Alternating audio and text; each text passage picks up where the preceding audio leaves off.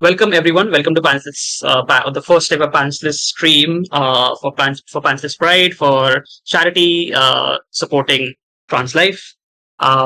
We This is game two, and we're going to be playing a little game called Trophy Dark. It is a one-shot game. It is a one-shot system which indulges in horror, fantasy horror to be precise, and it is all about a group of doomed adventurers or treasure hunters entering a haunted space in a world, and usually to for their own personal gain.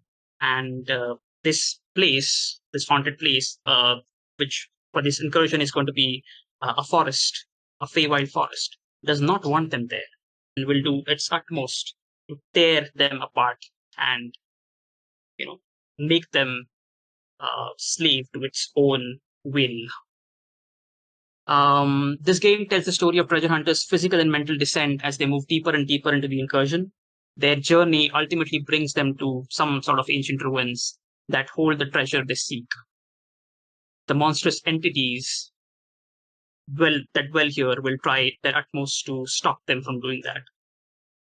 This is not a hopeful story. It's very important to note. Uh, It is not a story of brave adventurers going inside a dungeon, killing the dragon, and getting back all the loot and coming back to the town with bags of golds and reveling in their, heroic deeds, or even just helping people. This is a horror story of entitled pillagers meeting their tragic ends. This, not the beginning of their journey. This is the end.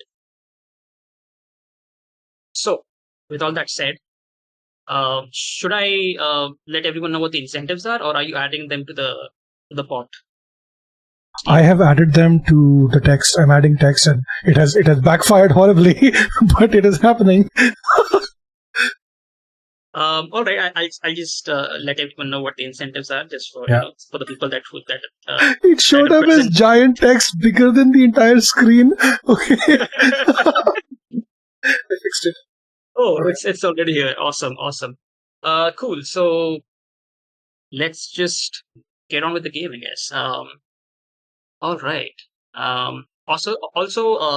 Fair warning, because this is a horror game. All the lines and veils have been discussed. There is an open door policy for anyone who wants to leave the table. That includes the audience. Some content warnings before we begin. There is going to be body horror, cannibalism, graphic violence, manipulation, and torture. Um, One of my games have intense gore and blood, graphic descriptions of them. Um, and death, obviously, because that is what is expected. The forest will take your life one way or the other. Perfect game for a charity event, really. Yes. Look, I'm going to try to make it as gleeful as possible, but remember that is not the sign of this going anywhere but your character's tragic ends. Awesome. Let's begin. Um, the Oh, before we begin, sorry, one last thing. The game is played with a linear structure, as in there are five acts to this game. So there's five rings, which the game calls it five rings. We are going to be beginning at ring one. Um, right, and this adventure incursion is called "The Throne of the Forest Queen," written by David Morris. A constant drizzle that has accompanied you through the tangled woods abates as you come into a lush glade baked in golden sunlight. The stink of mud and leaf mold is cut through with a cleaner scent of pine and crisp mornings. You see dewdrops on the plants beside you as you walk through this glade. A stag at the edge of the clearing casts a lazy glance at you before just trotting further into the wood. Its flashing tail an invitation to follow. You have reached Quinswend,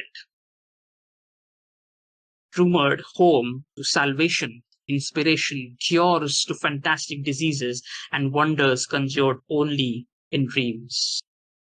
Only the stout of heart enter the realm of the forest queen. Fewer still return. Why then, do you ask, if her favor is so hard to claim, do so many mortals seek it? Quite simply, it has value beyond gold. The queen's power is nearly limitless. She controls the fey court of the forest and can make the dreams of mortals into reality if she chooses so, just by whim. For so long as people desire the impossible, they will venture in search of the forest queen. The three of you are standing, like I said, in a beautiful glade. The sun is sort of baking your skin. Um, this place, Queenswell, it feels like a liminal space, a transitional space between your world and something otherworldly, something strange yet familiar, something you feel chaos around you. You feel something mystical, just in your soul. As you walk into this place, um, you find yourself in a clearing in the Queen's World. What do you think? Like at this point, I guess let's introduce our characters. I will call out your names, and please then introduce your characters as needed. Steve, let's go with you. Oh, hello. Wait, am I introducing myself or the character? Yourself and the character. Okay, shit. How do I do this again? Yeah, alright. Hi, I'm Steve, also known as Sassy Pants. I run Pantsless Tables, and I am here because I enjoy putting myself through situations that cause me to not sleep at night. So, yeah, we're doing the thing. I'm very excited to be here. I'm playing Sarah. She is um, uh, a human person, lady, who is in the forest to not get distracted by chat and to basically try to find the treasures that will help her um, buy the orphanage um, that she grew up in. It was a horrible place, and she wants to turn it into a nice place for kids. Yeah, she's this tall, lanky woman with like um, long, spindly arms, tattoos all over her left and right, like a sleeve on her arms, and her shoulder blades have tattoos on them, which go down to her neck across her clavicle. You can't really see much of those because it's covered up by whatever she's wearing. She's got a bunch of scars on her back from previous trophy hunts and other things. And she's wearing combat boots with like um, black black trench coat which goes down to her lower shin, and inside is like a yellow and black striped shirt. Yeah. Awesome. Louisa, please go ahead and introduce yourself and your character. Hello. Yes, okay, so I am Louisa. I use she, her pronouns. You can find me on Twitter at Louisa Blatt. I do voice acting, I write songs, I occasionally do tabletop streams. This is my first time with Pantsless Tables. Excited to be here. Yeah. And I am playing Kel. He is a scrawny little rat of a man. He's got kind of lightly peppered graying hair, and he's dressed in armor that is very poorly kept. It is the armor of some distant army that he is no longer a part of. And he is carrying in his bag a bunch of vials of things that do absolutely nothing, but if you asked him, they are cures for all ills. And he is here in the forest because he desperately needs money to pay for his brother, who is currently trapped in a prison for crimes that he committed. This is a terrible mistake because they look alike. Yeah, that's Kel. Awesome. Wish, please introduce yourself and your character.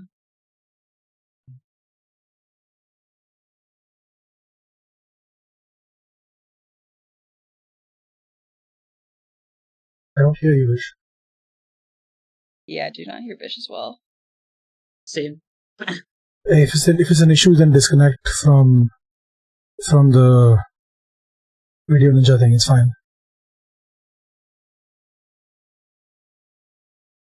How about now? Now I hear you. Yes, yeah. Hello. Hi.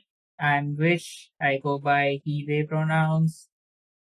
Today I'm playing Mahera. Mahera is this kind of a tall guy, very scraggly brown hair, matted, overgrown, and even when he cuts it, probably cuts it with like whatever instruments he finds.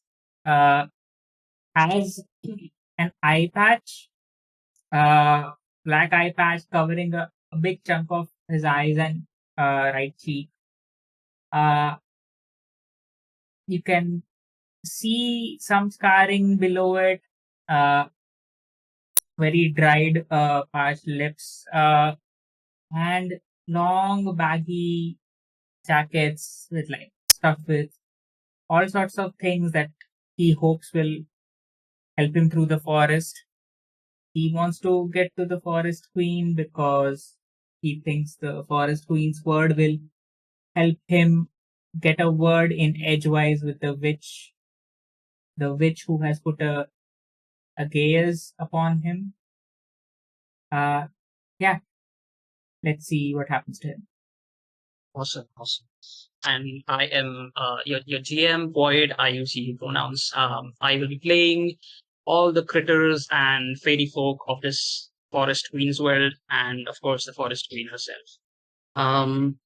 Quick thing to remember that Trophy Dark is a heavily improvisational and collaborative game, so we will be transitioning back and forth from scenes of characters talking or just characters doing their thing, and just sort of the players and the table discussing amongst ourselves. Just keep that in mind. All right, let's begin. As you walk into the outer portion of the Queen's World, we enter the ring one of the incursion. You see, as you sort of making your way through the forest, slowly but steadily, a ring of mushrooms, sort of have grown in improbable lush grass right beside a tree. A sweet scent of glee and uh, mysticism is in the air. You also hear like a lazy drone of flies, which sort of roam around these mushrooms and this grass. Um, yes. So at this point, what are your characters feeling? What have they have they only recently met, or have they been traveling together for a while? Um, yes, please go on. Let's go with Steve first. What is sorry, let's go with Sarah first. What is she thinking? I think we should go back. I don't want to do this.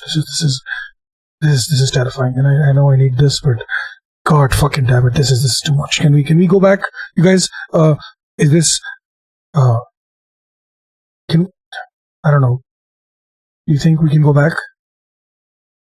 If you go back alone. I'm not going with you. We've come this far. That's bullshit. But I don't like the vibes here. This is terrifying. If you want Sure. to come, this is the best chance you have.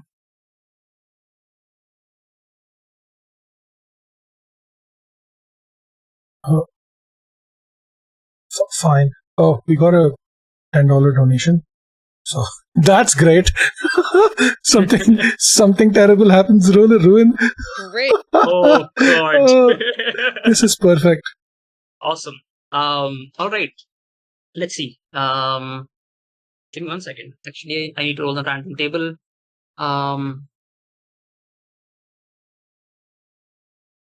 Steve, did you not set up the dice roller? Wow. Oh, I did. I did, wait. I do have the dice roller here, but it's hidden behind chat, so I'm gonna move chat away because fuck chat, right? The Can you share the room that you created? Oh, it's the same Then we room, the same link that you sent. So Okay, I use the same one, yeah. sure. I'm just trying to see, is it visible on stream properly? That's important. Yes, it is. Okay, perfect. All right. If everyone can join that room, that'll be great. Because we're going to be rolling a dice there. Yes, I am in. Hacker voice, I'm in. Hacker voice, I'm in. Let's see what terrible thing befalls you at the start of this incursion.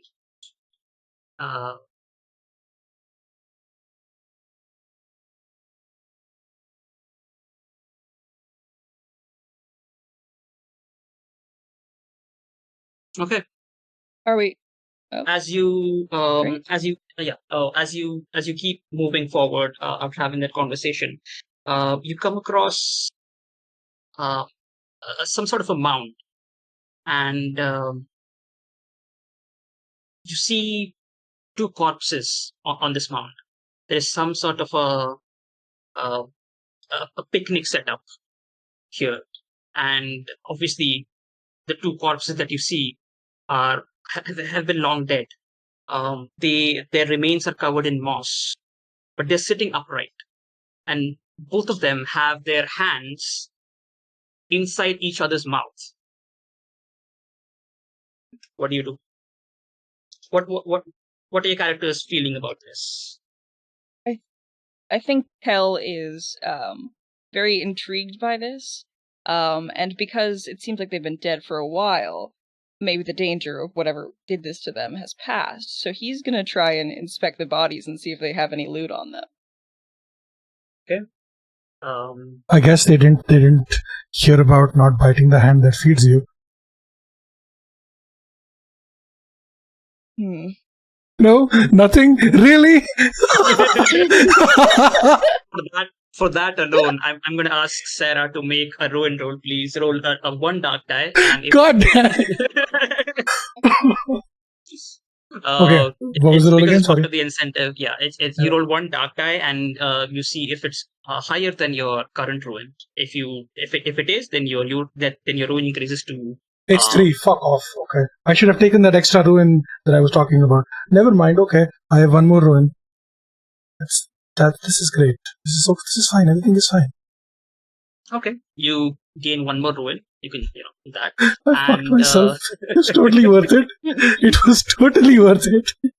It was a good joke. I respect.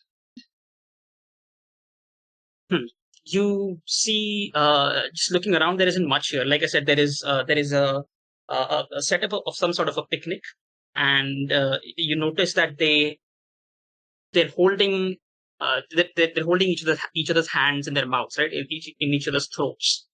If you take out those hands, they will crumble a bit, but you will realize that once those hands are out, 2 apples fall out of them and sort of drop down on the ground.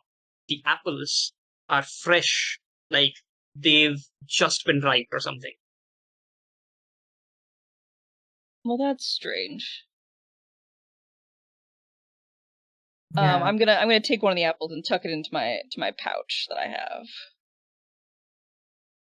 Okay. What about Mahira?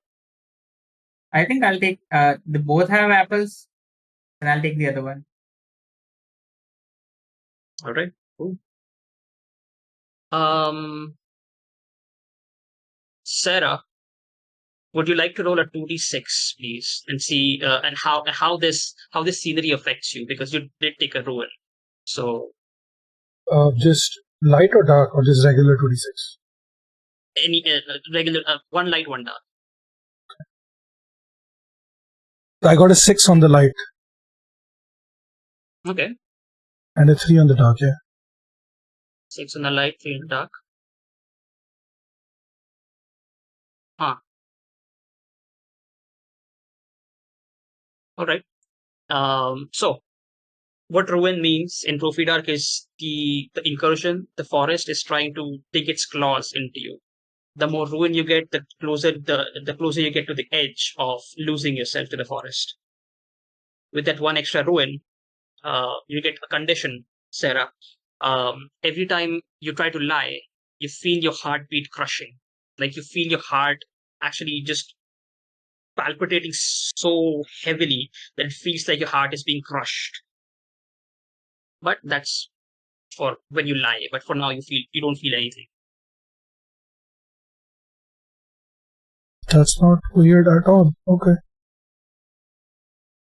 No, it's quite weird.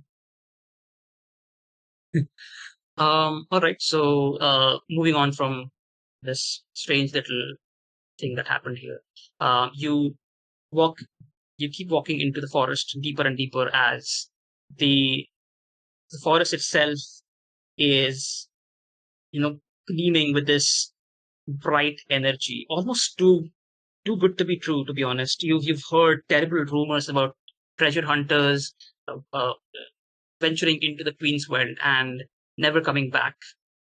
And to you, it seems okay. Aside from that one weird thing that we saw, this place is actually not that bad. Eventually, you stumble upon a winsome young goat herd. He is sitting on a rock in the forest and he is crying. You see a bunch of his goats sort of um, gather around him as if they're trying to console him or something. Uh, yeah. What do you do?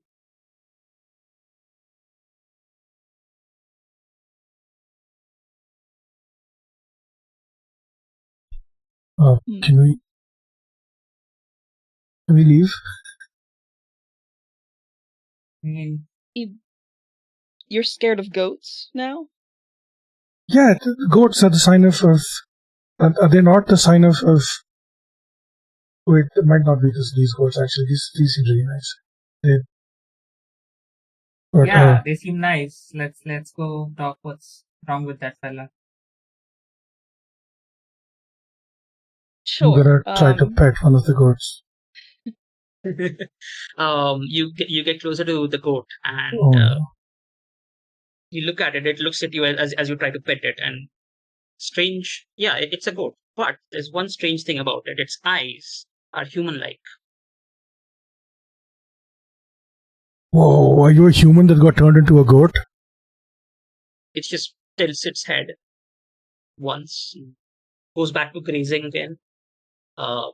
The other goats, as you approach this boy, uh, they sort of look at you with a passive sort of side eye, and it seems like they're almost like judging you, but they just sort of go back to their grazing and sort of they graze and they look back up to the boy. He continues crying. They go back to grazing again. As you approach this young goat herd, he notices you, and he takes his hands out of his face. You see his eyes. He's been bawling for a while now. Uh, his eyes, though, everything about him is human. His eyes, though, are goat-like. He says to you, "Oh, visitors of Queenswell, will you hear my plight? Please, I beg." I'll hear anything. Can't promise what I'll do, but sure. You see, I've lost my goats. Oh no, my goats Fido, Basil, and Pepper. I've lost them. It's altogether terrible. I say to you, it's oh, can't I can't help but cry myself too. Oh, it hurts. My eyes hurt. Oh my god! Please, I need help. I need someone to find my goats. Please, I cannot leave my goats here. My other goats, or they'll just wander around. I failed at my only job, that is to herd goats, and now I've lost 3 goats. And oh no, What is my father going to do? No, but that's not important. Oh no, I don't know what to do. Please, please, Take will a you help me? breath. Take a breath. Are these not the goats? You had more of them? Yes, three of them have been lost to the woods. Okay, you can't sit here crying. You have to get up. I'll help, but you have to get up and call out your goats. I like to sing them a song sometimes, uh, but they listen to it and they come back to me. But I've been singing the song for half a day now. They're just gone. They're not coming back. I mean, that's frankly possible. You've got plenty of goats here. I'd recommend you let the other ones go. Sorry. No, but Yeah, what will they? They will die out there. It's a dangerous wood. They may already be dead. That's my assumption, anyhow. No, but I have to. These goats are dear to me. Please, will you help? Do they have I'll a keep an favorite eye out. grazing spot or something? Well, I can tell you. I can tell you the general direction of where I think they might be. I heard some sounds, but I just couldn't let go of of my other goats. You know, what if I go? What if I try to find the others, and these ones here they wander around in the forest and get lost? Like I said, I've been singing my song to them, and I think I heard some noises, but they're supposed to return. They're not returning to me. What's the song in case we come across them? He sings. Okay, I'm not going to sing because myself, but because it's going to be terrible. But he sings a really terrible sort of off-tune melody of some sorts. Um, it is a very corny melody of like goats coming back or something like that to their master or something. But yeah, you see all the goats just sort of they were grazing peacefully at this point, and they just look up at him, and you can you can feel the disgust on their face as he sings it. And once the song is over, they just ignore it and go back to grazing again. Huh.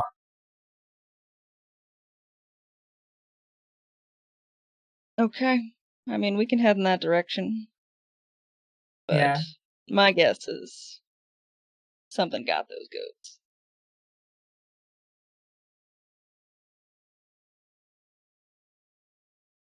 Please, no, you. I have to believe that nothing happened to them. They are really dear to me. My leaving aside the fact that my father would kill me for losing the goats, but that can be dealt with. But you really have to find them, please. I beg of you.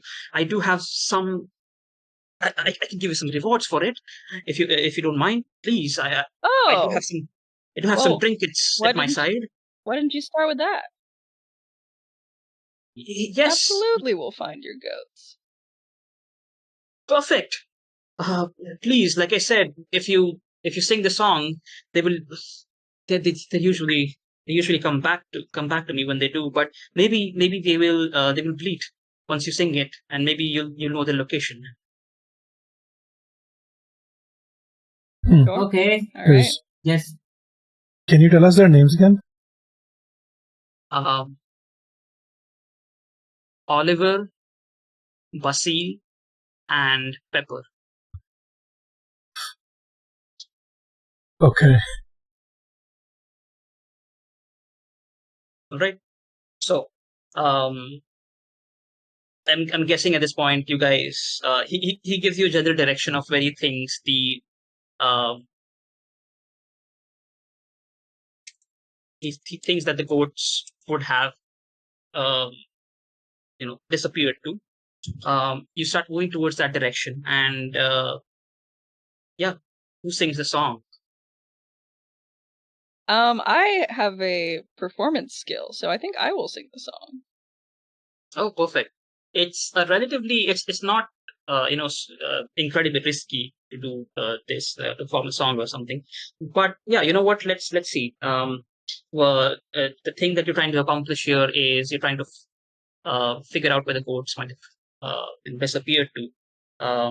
The consequence of failing this role uh, might be that your song is heard by something other than the goat. Gotcha. All right, is this just one light, one dark, or do I get an extra for my skill, or is that just what the light is? Let's see. Does anyone have any devil's bargains to offer at this point?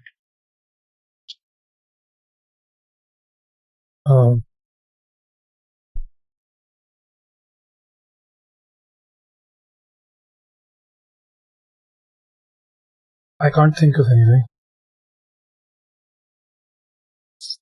All good. I'm happy to just roll 1 and 1. So I will do that. I mean, are we? Like I said, Oh. if you're having trouble coming up with It's. I think it devil's attracts. bargains, What if the singing attracts attention of something, of a problem, some other predator, some other wild animal? sure. All right. So let's see. Kel, are you willing to take the devil's bargain, or are you willing to just roll with whatever dice you have currently?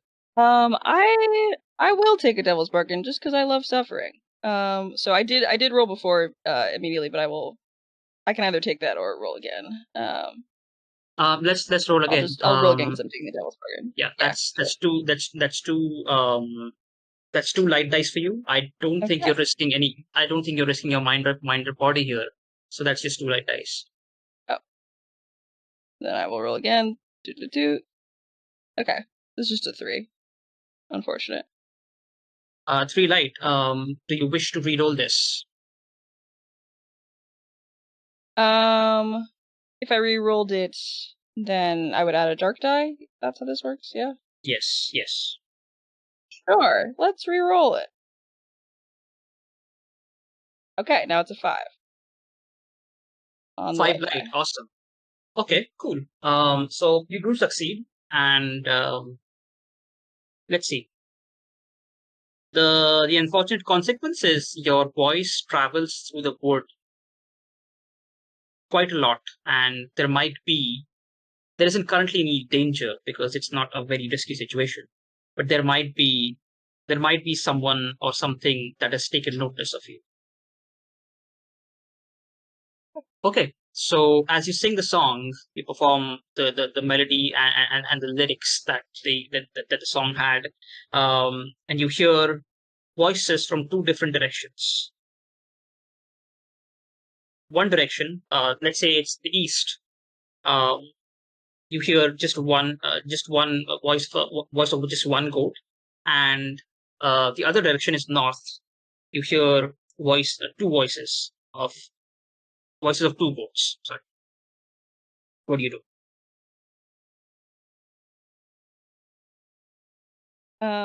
I suppose we'll head towards where the 2 goats are first. Try and get those. Yeah. Sure. Would you like to split the party here and save some time? I Yeah, can go no. after the single goat. Yeah. Okay, cool. So let's move on to the goats. As you travel through the Queen's World, again you see small flies and small insects here and there. They sort of buzz around you, and like I said, the general gleeful atmosphere is almost too good to be true. Like I already said, you keep moving forward towards the sound of the goats, and Kel and Sarah, you happen upon a broken bridge across a crevice, a ravine that is leading straight down. You don't see anything, as in you don't see an end to this ravine at all. Just beside this bridge is a person, a woman who is looking in the opposite direction of the ravine, as in towards the other direction of the ravine where the bridge has been collapsed. She's looking at a man, and they both seem to be sort of communicating something to each other. You hear somewhat, you hear of it somewhat, and as you guys are sort of walking towards them, the goat noises turn into human noises, and you start hearing, "Oh, betrothed, please do something. We need to be together again. This distance between us is too much for me to handle."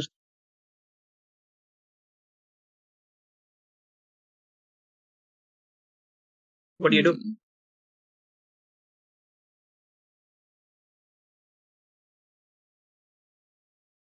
I will approach the woman who's on our side of the ravine.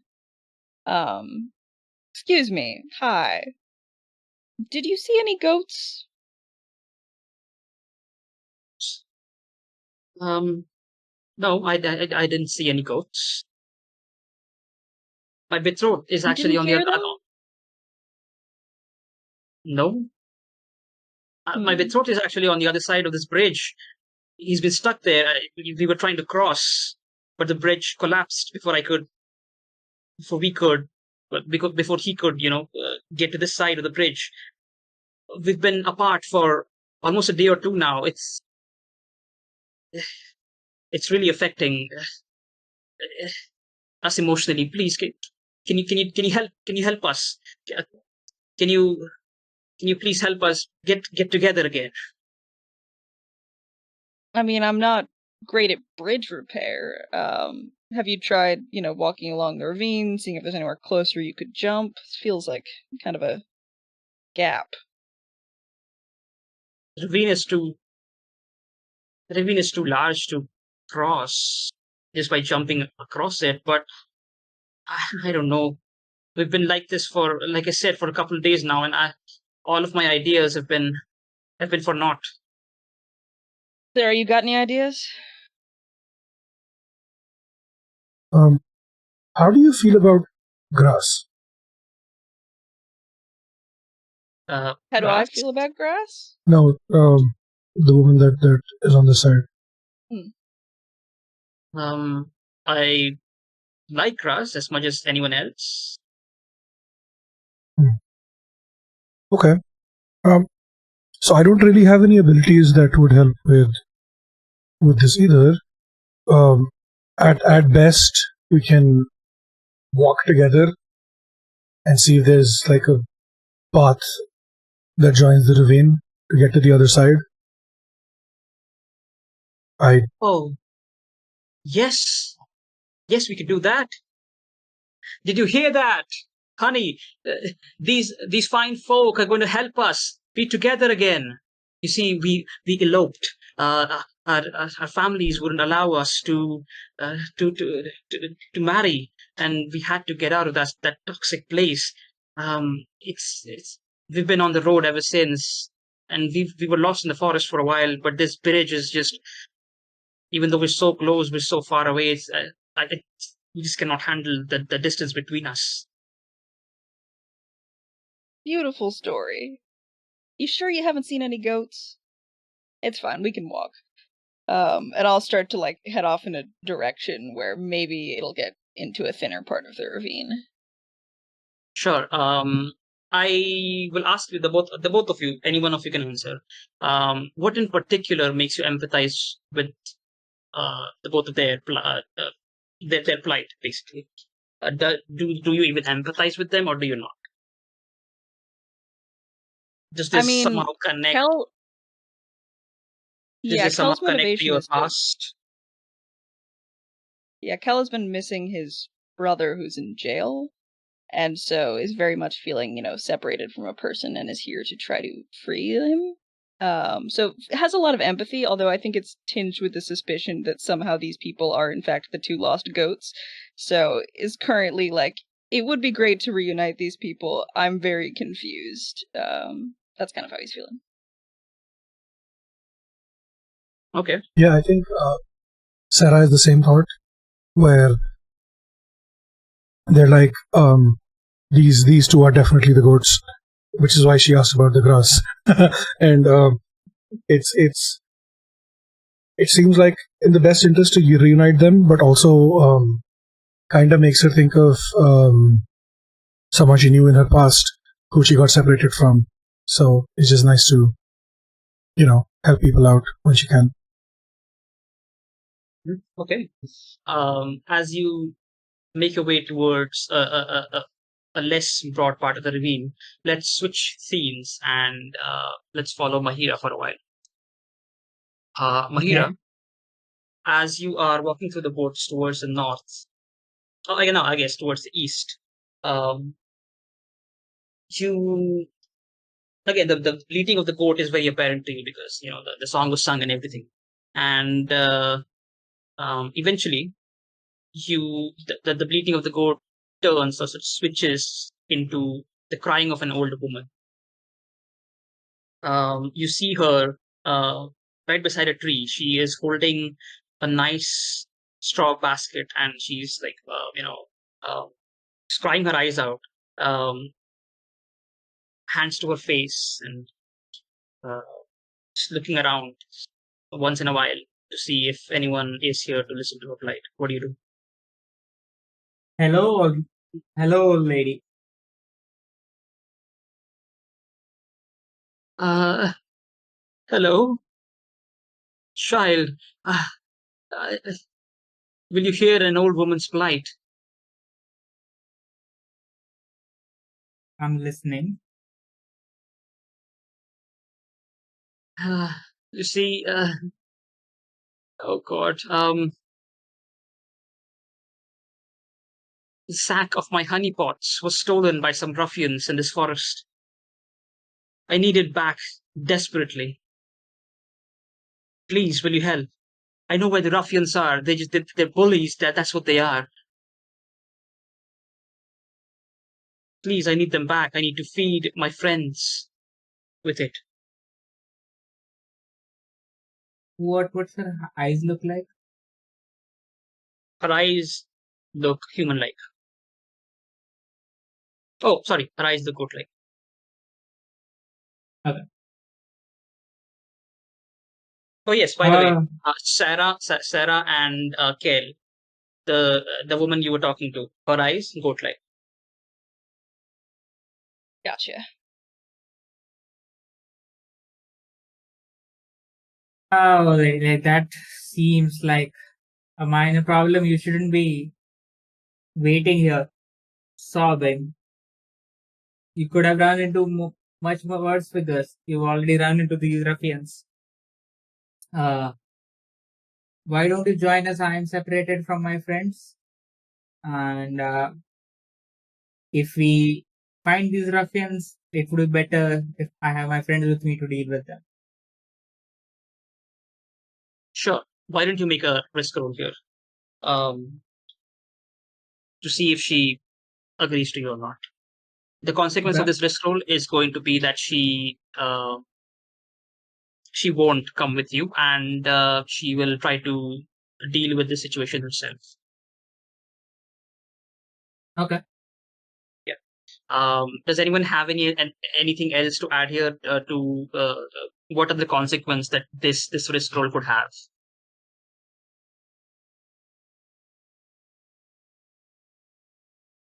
Uh, this is hard. It's hard to think of shit like this. It's okay. Take your time. Like I said, if you're having trouble, go back to the theme of the adventure. That is glamour, trickery, and Feywild. I mean, it could be a straightforward like you lose sight of her as well.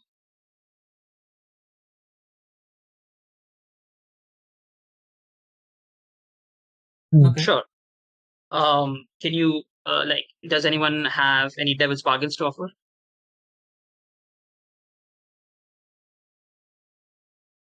If you succeed, um, the fuck. It's okay. It's okay. Take your time. So like I said, how Devil's Bargains work are you can go back to their drives. You can have a look at the character's drive and you can do something with it. Devil's Bargain is basically no matter how you succeed, no matter what you do, you succeed or fail, a devil's something bad, something of consequence will happen regardless.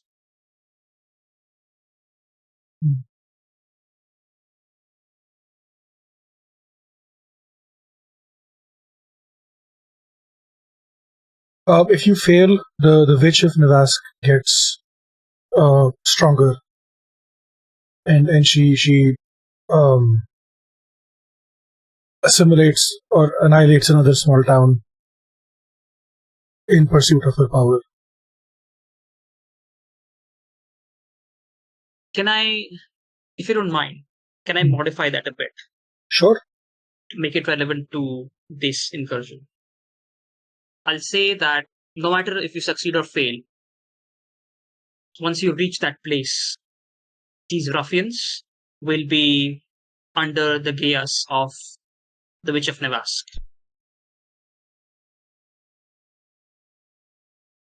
I'll take that. Okay. So do you have any skill pertaining to persuasion? No, but I want to posture himself as like capable of like guiding her through this. So Hmm. I have paths as a skill. Like so this is more about like not being convincing overall, but yeah, you can see that Myra is a reliable guy for the job. Sure. Okay. Cool. Yeah, sure. Then you can have one light die, another light die for your Devil's Bargain, and I don't think you are risking any mind or body here, risking your mind or body here. Well, I guess the Devil's Bargain is a matter of contention. So I'll say that you're risking your mind by confronting people who are forced under the gears of the Witch of Navas. So two light, one dark. Okay. Rolling. Okay, the highest is a 3. Three white, three light. Do you wish to reroll? Yeah. Okay. Go ahead, add a dark die to it and reroll the entire thing.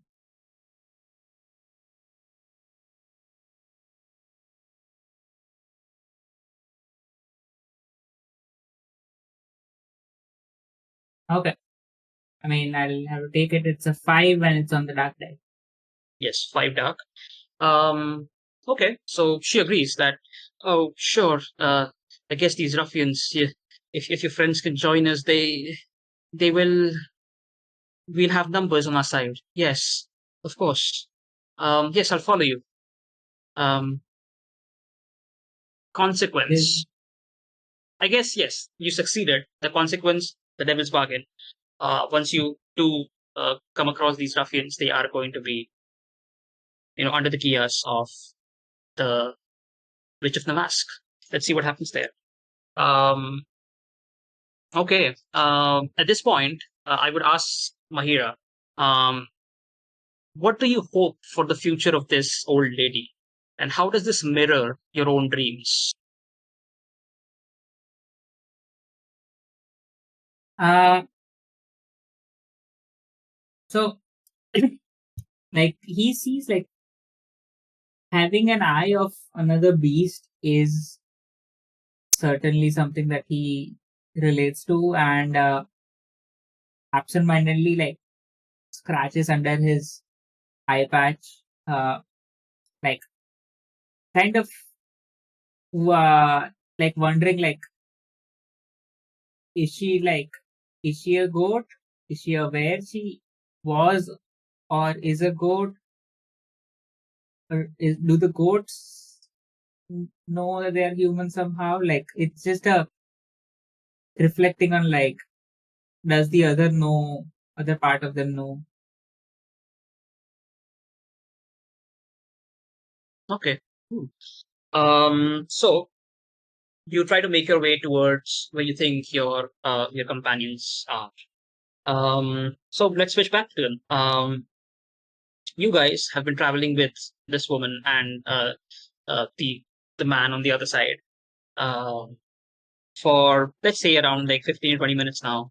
Um the ravine is, sure, you know what, it's getting it's getting narrower and narrower as you move forward. Eventually you do reach a place where you think uh, you can jump across it. The man on the other side, he says, I think this is as good as it's going to get. If I remember correctly, the ravine on the other side, it only gets broader and broader. We will have to do something here. I don't think I can jump through too much of a chicken, but if you can figure something out, we can try to do something here. All right. I think Kel looks around. Is there any thing we could use as a sort of makeshift bridge? Any fallen trees? Any sort of items we could set up so he can walk across?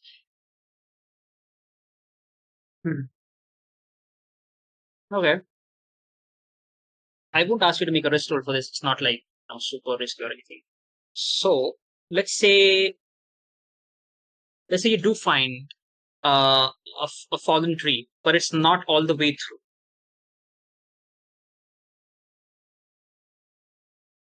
What do you do? Okay.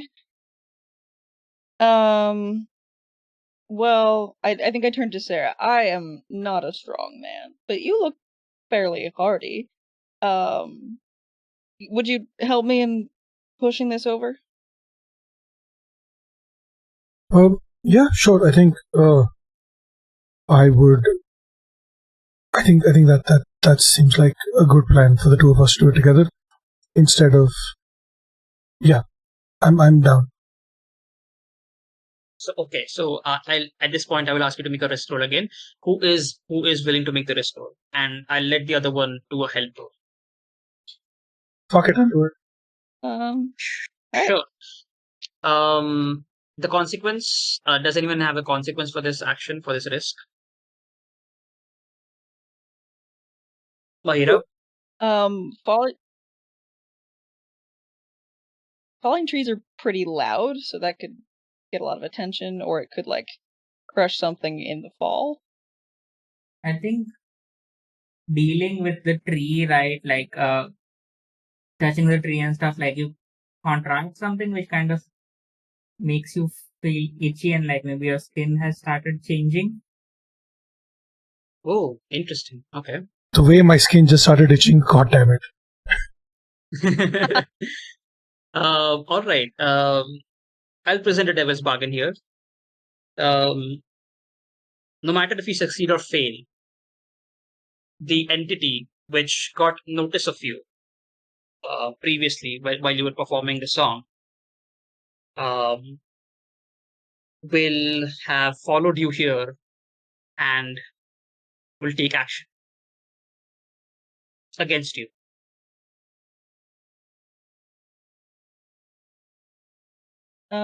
Is this up to me, up to Sarah? Because I think Sarah's making the roll.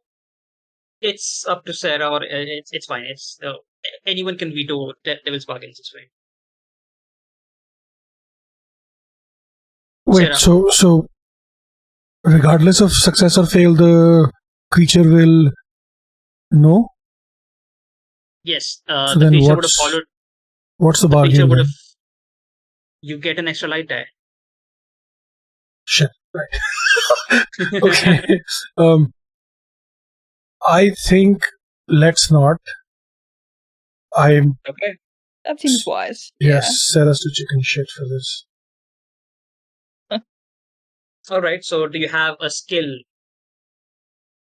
relating to this task, this risk, or do you wish to use one of your rituals? I think maybe. Also, because I'm helping you get an extra dice. Yes. Yeah. I'll get to you in a moment. Maybe like her symbol. She draws a symbol in the tree, which kind of makes it easier to destroy, like break it. Like using her sorcerer magic abilities. I'm not sure how that works. It's like, think of it like the somatic component of a spell, right? The symbol is the somatic component. No, wait, not somatic component. The Material. Okay. the material Yes, component. material Yes, component. fuck. Yes, I Yes. Sure, why not? I'll give you another option here. Feel free to shut this down. You have a skill called rebellion. Yep.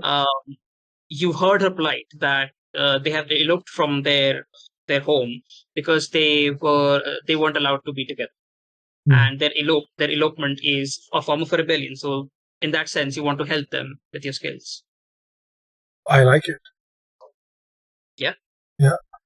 Okay. So let's a light die for that.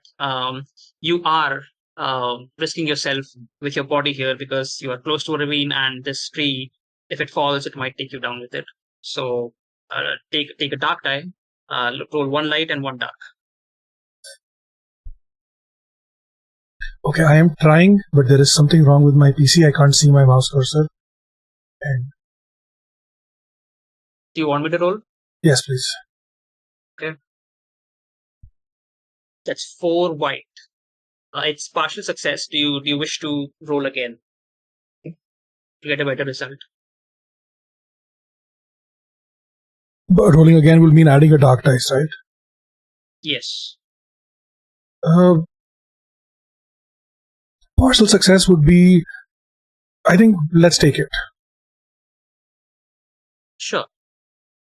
So 1 light dice, 2 dark dice. No, I meant let's take the partial success. Let's not let's roll take, again. Okay. Yeah. Okay. Cool. All right, that's fine. Okay. So. So you managed to push the tree enough to for the for the guy on the other side to maybe jump on a bit and then go across it. Partial success. Does it even have a consequence for this? What do you think can go wrong here? If not, I'll present one myself. I guess the tree could fall on the dude and hurt his leg. Do you No. have something? Do any of you? That's a good one. Do you have something in your possession right now, Sarah? Something close to you.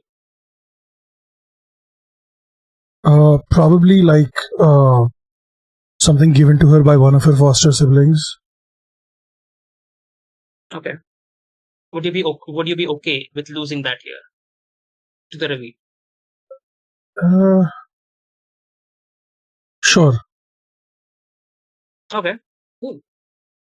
So you do manage to push the tree a bit, and as you do, you stumble onto it for a brief moment, and because of that stumble, you lose something. Something comes out of your backpack or something that you've maybe hooked onto your belt or something, and it comes off and it falls into the ravine. What is it, Sarah? What does it remind you of? What does it remind you of your past and what you've been through now that it's lost? I think it's a necklace that was given to her by one of her foster siblings. It is literally made from like macaroni, like that kind of necklace. Not really whatever. It was kept in like a vacuum sealed what's it called, sandwich bag, because it was so fragile, and she carried it as a symbol of trying to remember what she's been through, where she's come, how far she's come, and as a reminder for what she's working towards, which is buying the orphanage. Okay, interesting. All right. So you see this thing that is really close to your heart, reminds you of your tribe and of your goal, of why you're actually here. risking yourself, risking your life for the betterment of the people around you. You see it go down the dark ravine into the unknown. It's gone. But you see the man across jumps on the tree, runs towards his lover, and they meet each other in embrace. They cry in happiness as you wallow in your sadness of losing something really dear to you. How does that make you feel? Kind of sucks. Also, feels like maybe I did something good for someone else, and that feels kind of good. I'm asking this to both of you. Or I guess you know what? Um, Let's no, actually let's wait for this question. This was the next question, by the way. So yeah. But let's wait for Mahira to join. So we'll cut back to Mahira, and Mahira, actually rolled a dark dice, and your dark dice were the highest, right? And your ruin is 3, and you rolled a 5 dark. So your ruin will go up by 1. Yeah. Can you roll me a 2d6, 1 light, 1 dark, to see what condition you get?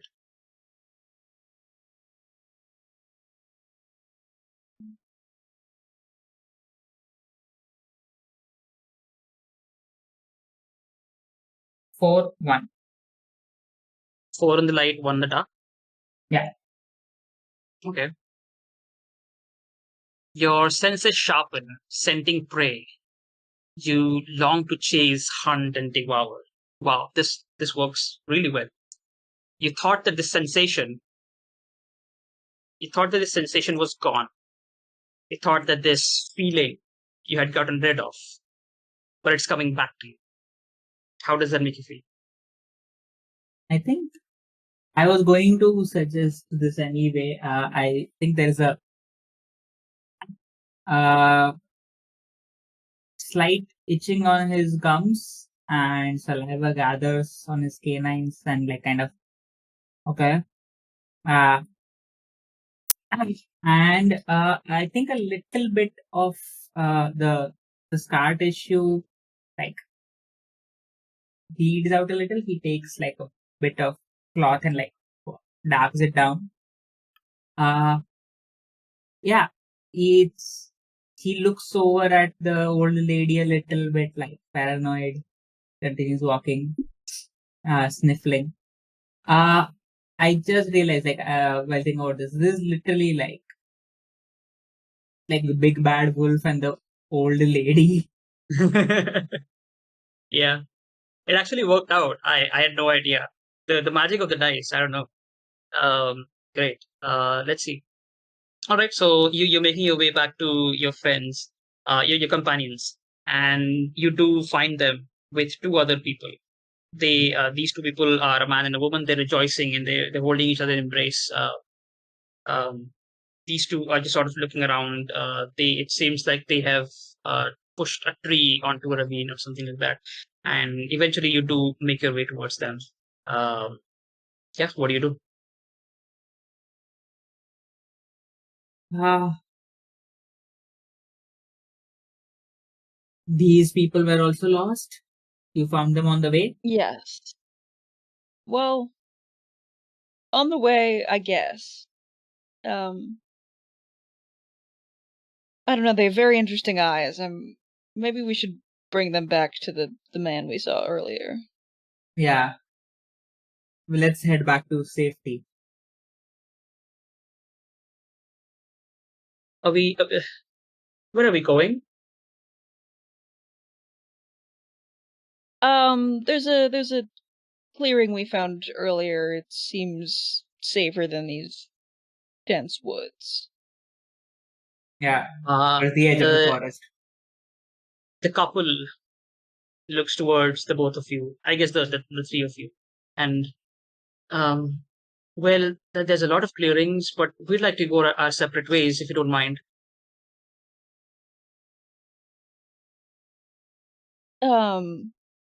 I think there was someone in that clearing looking for you. For us, the man I says. think so.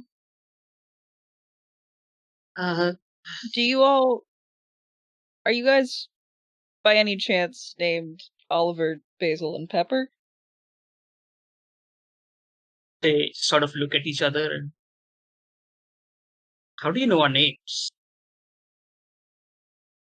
I think we did in fact run into someone looking for you. Oh gosh, this place is weird. Was it? What was his name? Was his name Walnut? Did we get his name at any point, or no? I guess not. Honestly, I'm not sure what his name was. He didn't give it. Did he have goats around him? Concerned. Yes, he did have goats. They look at each other and they give each other side eye and they just sort of slink back a bit. Okay. It has been great meeting you. Thank you for all your help, and we like I said, You're not going anywhere without. we would really like to leave now, please. Thank you. Like I said, we're really thankful for all your help. We would like to leave right now, please. Thank you. And they start turning and walking back. What do you do? I want to run faster than end on the other side, like basically kind of block their path.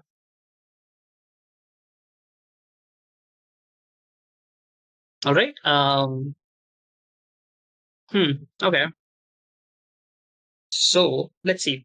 Let's make a risk roll here. And does anyone have any consequences to offer? I think now would be a good time. In the scuffle, in the trying to block the path, they're yelling this and that. The creature gets closer, maybe even makes a swipe at one of the 6 people in this place. Okay. Sure. That happens if you absolutely fail. That works. Anyone else? Anyone else would like to offer a devil's bargain to Mahira?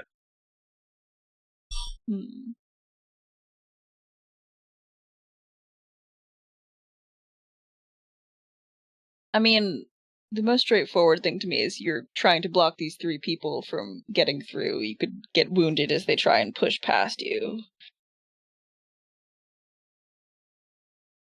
Or again, because we're near the ravine, something could fall into the ravine. This is a consequence and not a devil's bargain. I injure them in the process. The people? Yeah. Sure. Why not? Okay. So this, Maya, you're making the risk roll, right? You're trying to run past them and stand in their way. Yeah. Okay. Sure. No matter, I'll offer you a devil's bargain again.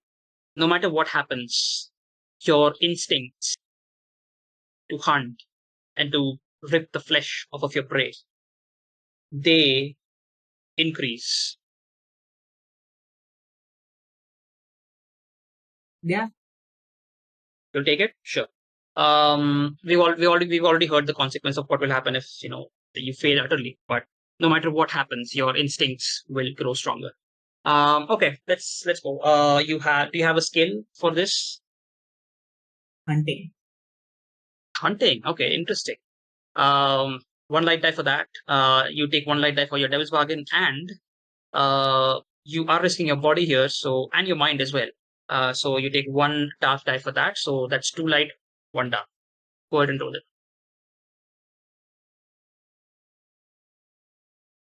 Okay, I rolled a 6 on the dark die. The other 2 are 1s. Okay. Which means your ruin goes up. You do succeed in. So describe it to me. How do you stop? How do you stop them? And obviously your devil's bargain is at work here. So your instinct has immediately clicked in, and you know for sure that these people, they in some way they are your prey. What happens? Describe the scene to us.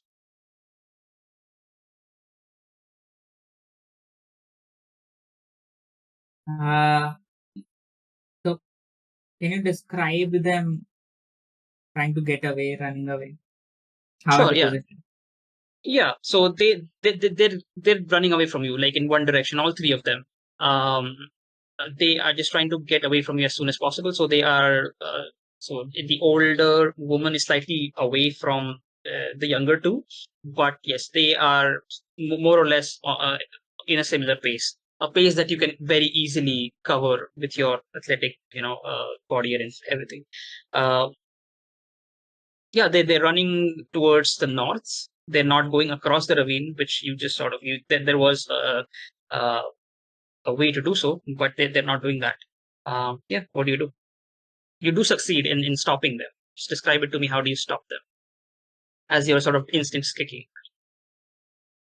So I run after them, but finally I like leap and I kind of grab Oliver and like fall onto the ground, and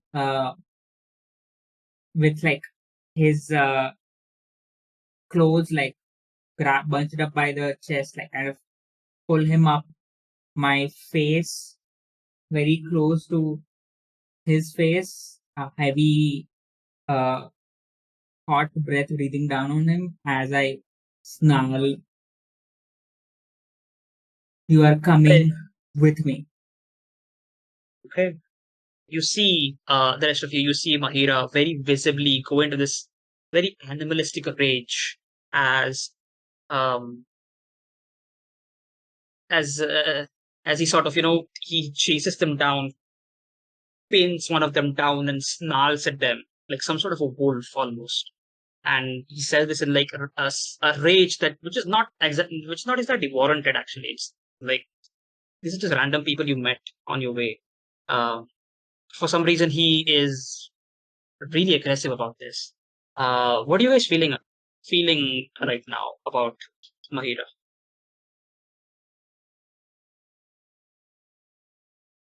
I'm very surprised by this. I feel like did not expect this turn. As much as I would love to get these people back so we can get some sort of reward, I was not prepared to attack at the moment, so I'm waiting to see how this is gonna play out. Sure. Sarah? Yeah, I'm also very confused, slightly um, afraid even of why this is happening like this. Um, uh, and I think she's gonna try to diffuse the situation just slightly, like, okay, let's everybody breathe, take a deep breath, Mahira. We're fine. They're Are you okay? Me, I'm fine. You don't seem fine. Do you know these people?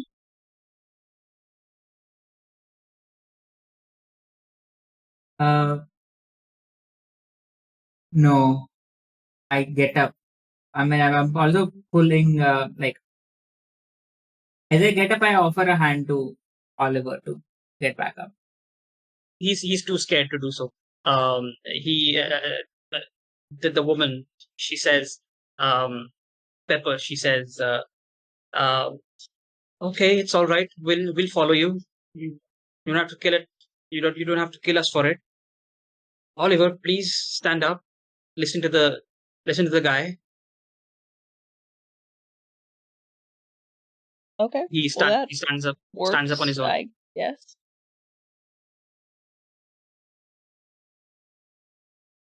Shall we head back then? Yeah. I just to note, my ruin bumped up again. I'm at 5. Yes, you're at 5 ruin now. You're at the edge of losing yourself. Um, roll another light and dark die. Let's see what condition you get.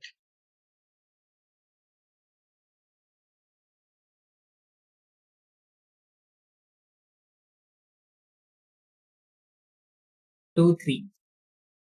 3, okay.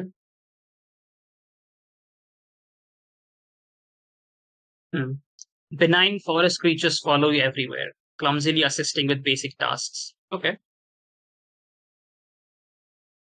So as you become your more animalistic self, you see again benign forest creatures, sort of small squirrels or just ants maybe, or something small, some small creatures here and there. They follow you everywhere.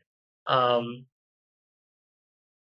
they will also assist you with basic tasks. So yeah. All right. So you guys make your way back to the glade, the glade, the, from which you entered the forest. Um, the young goat herd, is sitting there, like always. He is playing. He's singing his song about the goat's return. Um, a terrible song with a really harsh melody.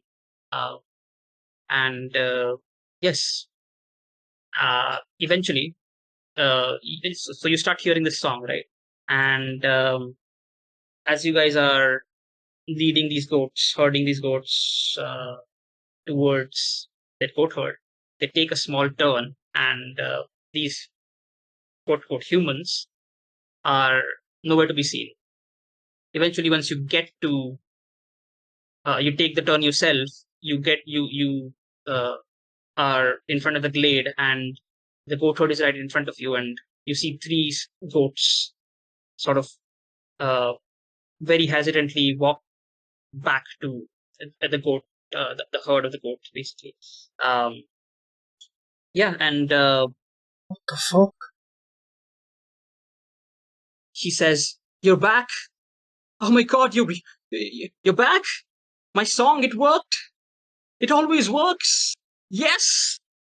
Oh yes! Oh, hey, hello, visitors of Queensweld. Thank you so much for your service. Come here, come here. Please, I need to reward you for your service." Hell loves rewards, so they will make their way over. Okay. All right. So I think I'll uh, fall back. I don't want to go anywhere near goats right now. okay, interesting. I'm just, Um, looking at this happen at a distance. sure. Um, he says, "Well, this is just marvelous. My song worked. They came back to me, of course, with the help of you guys. So, look, I'm a simple goat herd. I don't have a lot to give, but I do have some meager possessions." So he goes back into his like small handbag that he has, like made of cloth, and he sort of ruffles into it and takes out another apple, a similar apple to the ones that you picked from the corpses, and he gives it to you. Um, this is one of them, and he goes back into it again, and he takes out um, a goat horn comb, a comb made of goat horn. This is very special to me, so please take care of it. Sure. And this apple for your travels. Thanks.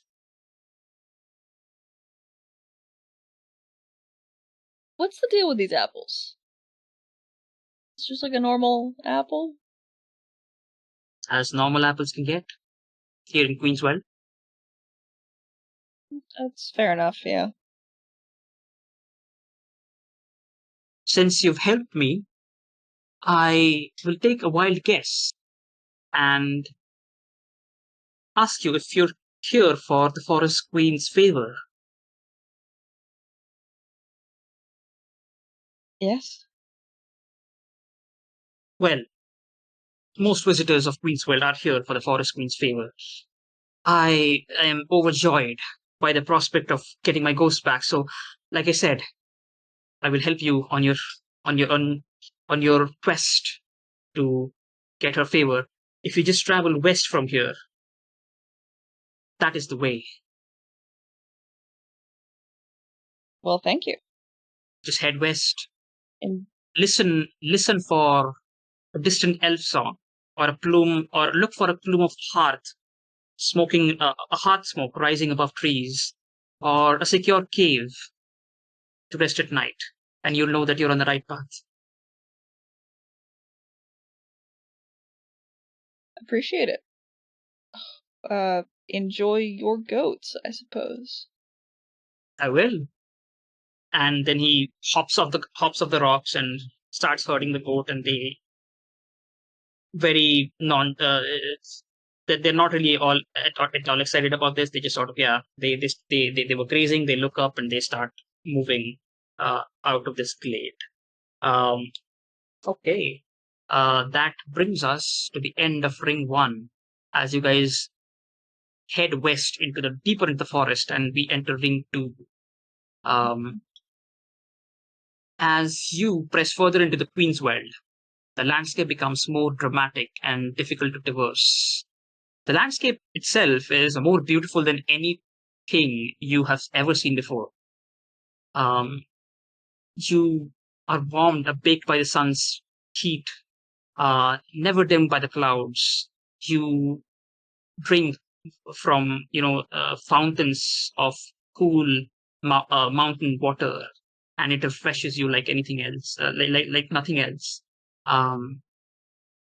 You forage. Mahira forages for some berries here and there, some mushrooms that he knows of, and these mushrooms, these plants, these berries, they are delicious. Everything here tastes delicious.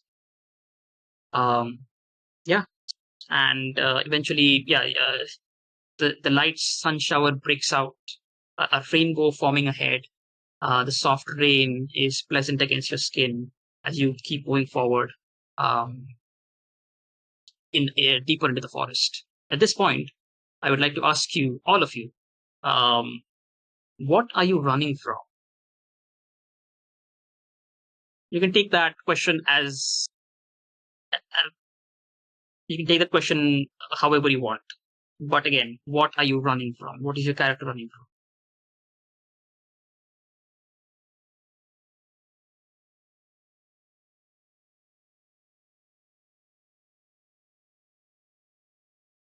I think in many ways Kel is running from responsibility.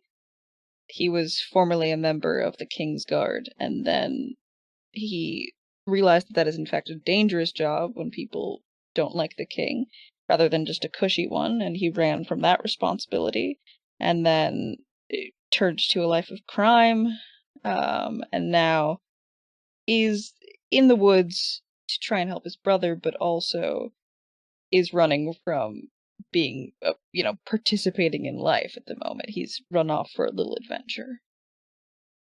Okay. Sarah, what are you running from? I think this is going to come bite me in the ass, but I think Sarah is running from herself. She has spent way too much time focused on trying to get enough money to buy this orphanage and do this and do that, always focusing on the next thing.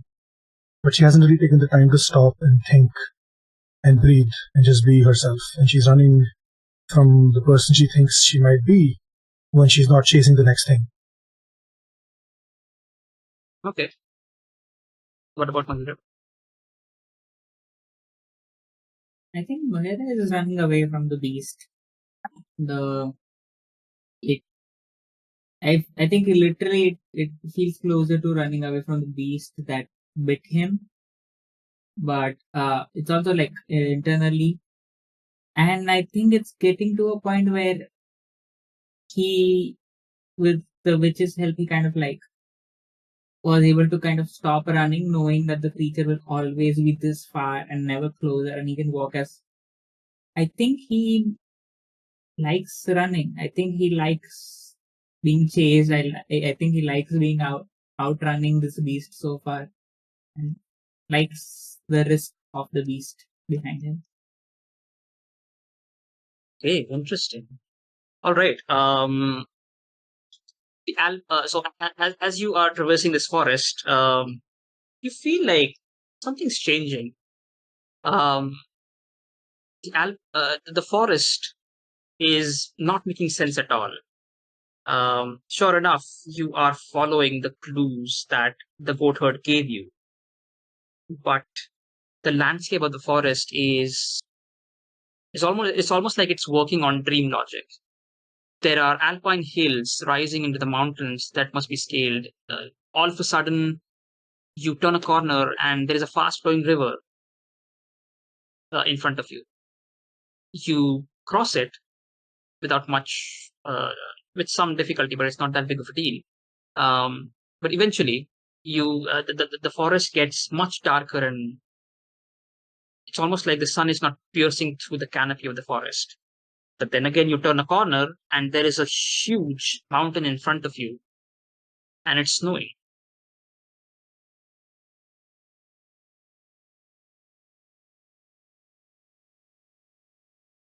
At this point, I would like to ask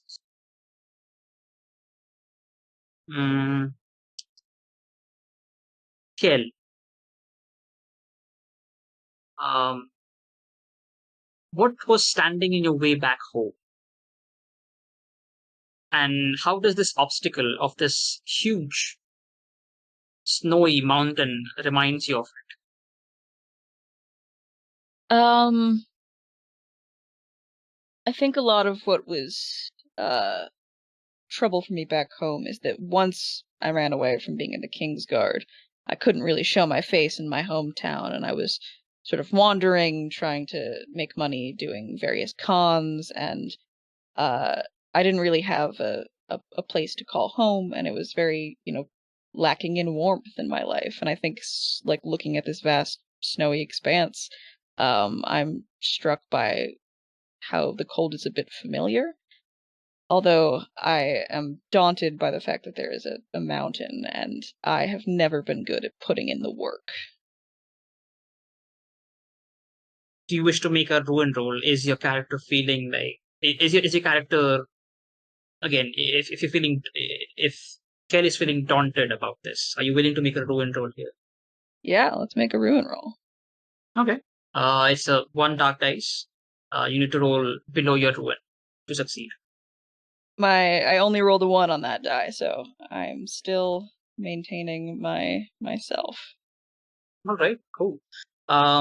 So now that you have an incredible mountain to scale, you do again start hearing a distant elf song which is coming from across the mountain. There is no way around the mountain, what it looks like. So the only way across is to scale it. Who here? So, yeah, how do you do this? What's your plan?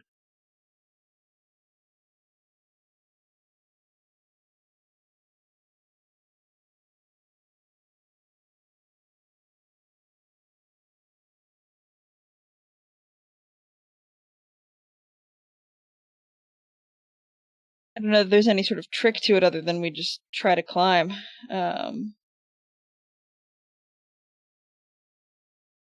I think if Mahera, like, it feels a little knows the other two have looked at him weird a little bit. If they feel comfortable, Mahera can lead the charge. I could try to use paths as a way of like finding what are more scalable rocks, which way to go. Like, Sure. Okay. Would you like to make the rest roll then, or someone else? I know that you are at 5 ruin, so feel free to say no to that. actually, can I try something for the reducing the ruin before I try anything? Perfect. Awesome. Uh, Yeah. What do you want to do? I think the path leading up to it, the confusing path leading up to it, I am taking like a small knife and cutting off small slivers and slices of the apple and like leaving them like droppings. Like whatever thing that's chasing us, I want it to follow us. Okay. Sure. I don't know if the others Um, notice that. we'll see. Let's make a reduction roll. For that, I will need myself to remember the rules, actually.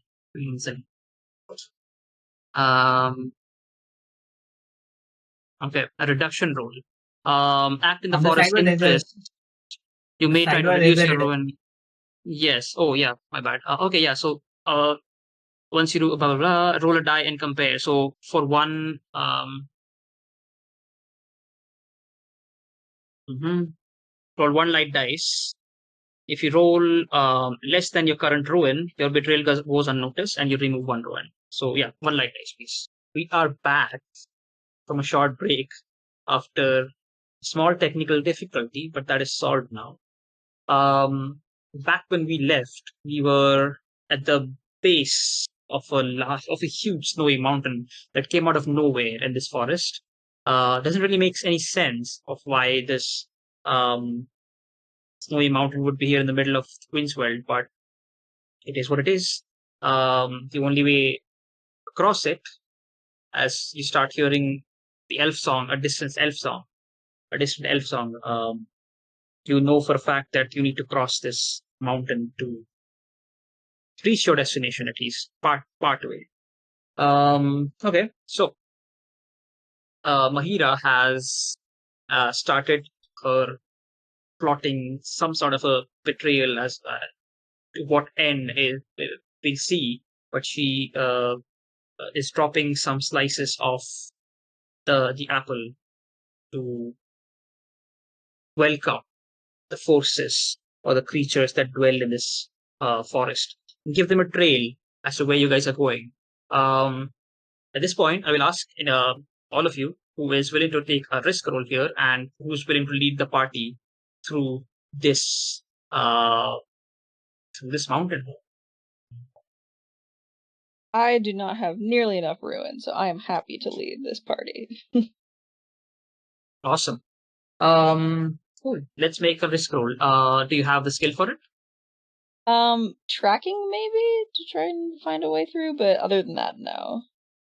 Sure, we can use that. That does I will present. Does anyone have any consequences as to what can happen if Kel fails? We go round and round in a circle and waste a lot of time, which leads to the weird creatures catching up with us. Oh, okay, interesting. Anyone else? Mahira? This Okay, does this involve like is this role going to have a dark dice? Yes, because the mountain is very hard to scale, and it is at some points incredibly steep as well. You are risking your body while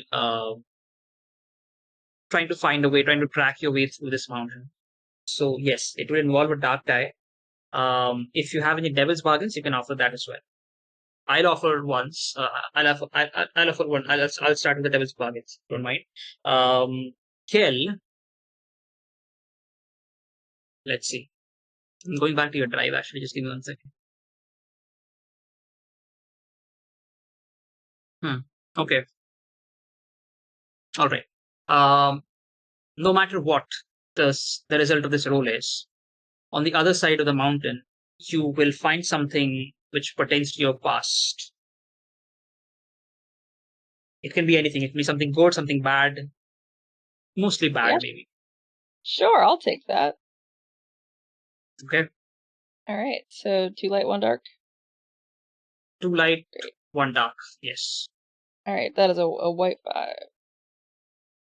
The white 5. Okay. Okay, so it is. You're taking the entire day to scale this mountain and to get to the other side. It is snowy. It is sometimes it goes into a blizzard, and sometimes it's sunny. It's sunny. The light reflects off of the snow and pierces your eyes sometimes. But like 5 minutes later, clouds come in and blizzard comes in out of nowhere, and the clouds leave, and then some more clouds come in, and it's raining all of a sudden. For a moment, after 15 minutes or so, the snow starts melting, but then the cold catches up again, and the and it becomes really cold back. Like the snow starts falling, and it's again this. You have no idea of how this entire place works. It's like I said, dream logic. Um, the mountain itself, as you scale up and down through it, it changes form. You come across a waterfall at one moment, and you cross it, and when you look back, the waterfall is frozen. Um, when it was running, when you tried to cross it. Um, so you, besides, leaving aside all of the strange oddities of this place, you do manage to make your way to the other side of this forest. But you did succeed with the consequence. So let's go with Sarah's consequence. You are successful in scaling the mountain and reaching the other side, but it takes you a while. You go round and round for a while, and because of all these oddities, right? You go round and round for a while, get lost for a bit, and something has been tracking you all this time. And Mahira has made sure that whatever is tracking you knows what your trail is. So yes, you come across. Wait, so I have a question. This thing that is following us, is it also going around in circles with us? Maybe not. As you try to reach the end of the trail on the mountain, it is waiting for you there, and it is a huge polar bear. Now, maybe you've heard of polar bears. They are huge bears with huge talons and huge bodies with white fur. This polar bear is different. It's much larger than any normal polar bear that you've heard of. Almost scaling, even on 4 feet, it's almost scaling 5 or 6 feet in just length of of the body. And he's not even standing on 2 feet, right? So yeah, it's waiting for you there. Its eyes are bloodshot red, and if you see, it sort of growls at you for a bit, and as it does, you see its teeth, which are sharp, like a shark, not like a polar bear, sharp as in jagged, and they're covered in blood. What do? It growls at you, and you know for sure that it's gonna attack you at any moment now. I mean, I think I try to run past it because I am scared as hell and don't think I can fight it. So I'm just trying to get around it.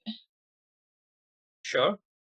What about I think I'll ask for a risk roll for everyone here. So, yeah, what is everyone else doing?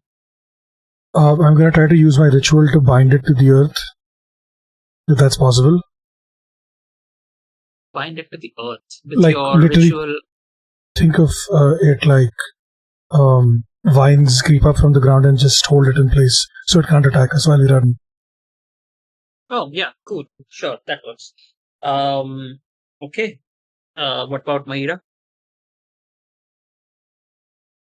I'm ready to if the polar bear attacks either of them, I'm happy to engage. Okay. Head on. Okay. Because everyone here is making a risk roll, I will offer devil's bargains to everyone. Actually, I will offer devil's bargain to, let's see, Sarah. No matter what happens, now there was a devil's bargain that Kel took, right, and that is yet to be, that is yet to come to fruition. So I'll say connected to that only. Connected to the same devil's bargain, you will find someone from your past here. Alive, dead, let's see. But Yes, that is the devil's bargain I'm going to offer Sarah. Let's see. I won't offer Mahira. I will offer the devil's bargain here of let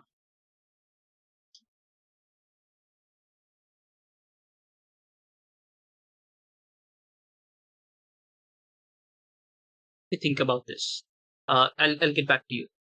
Ken, I think I've already offered devil's bargain to you just like 5 minutes ago. So For sure. do you want another devil's bargain? I can think of something. No, But I'm all right. I'm honestly looking to fail some rolls, so. okay. Mahira, let's see. All right. No matter what happens, you succeed or fail. You will again, like I said, same. I guess same with Sarah. You will find someone from your past, alive, dead, in whatever shape, form, that is yet to come to fruition. Let's see what happens. But yeah, that is the devil's bargain I'm offering to Sarah and Mahira. Sorry, could you repeat? No matter what, you succeed or fail in whatever you're trying to do, you will find someone from your past, alive, dead, in whatever form we currently don't know. We'll see. Okay. Yeah. Both. I'm offering this to both of you. So let's see. Let's go with Sarah first. Sarah, do you have? So you do have a ritual skill. So you get one light die. You are risking your mind and body here, so you get one dark die. And do you wish to take the devil's bargain?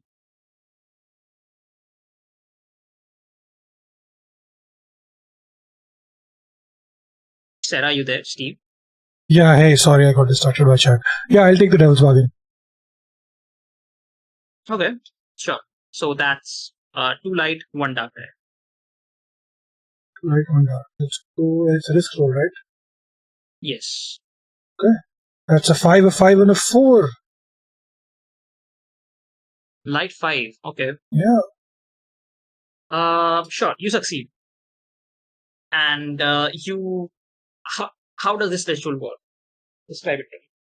I think she's gonna reach into her essence, into her being. You see her tattoos begin to glow slightly, as literally like there is a vine tattoo on her arm, which starts to fade away, and it's like and then it rips out from her being, literally from her body, and she uses that rip to she uses the vine, and she bends down to grab the earth, and from her hands the vines travel through the earth, reach up and grab onto the polar bear. Okay.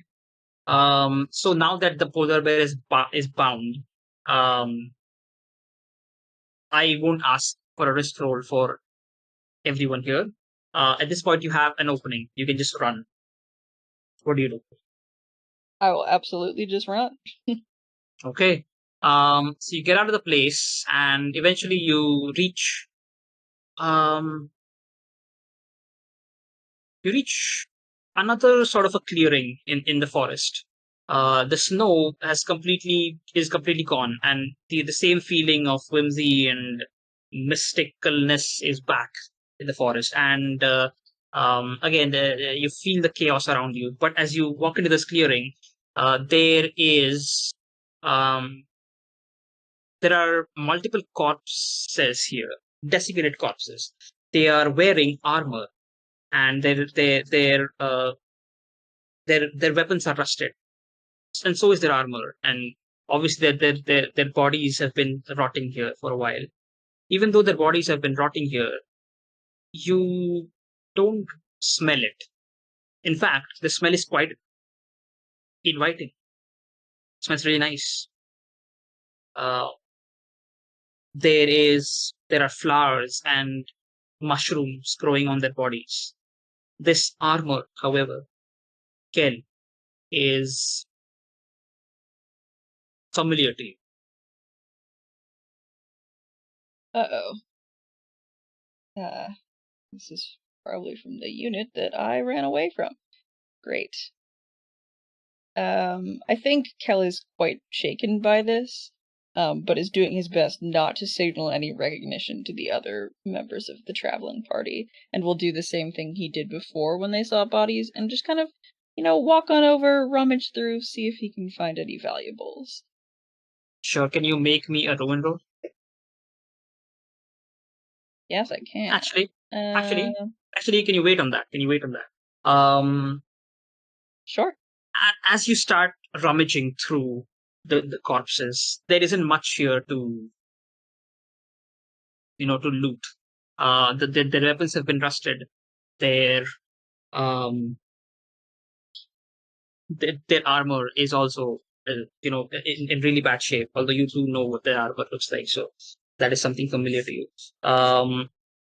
Let's see. Actually, you know what? Let me roll something here.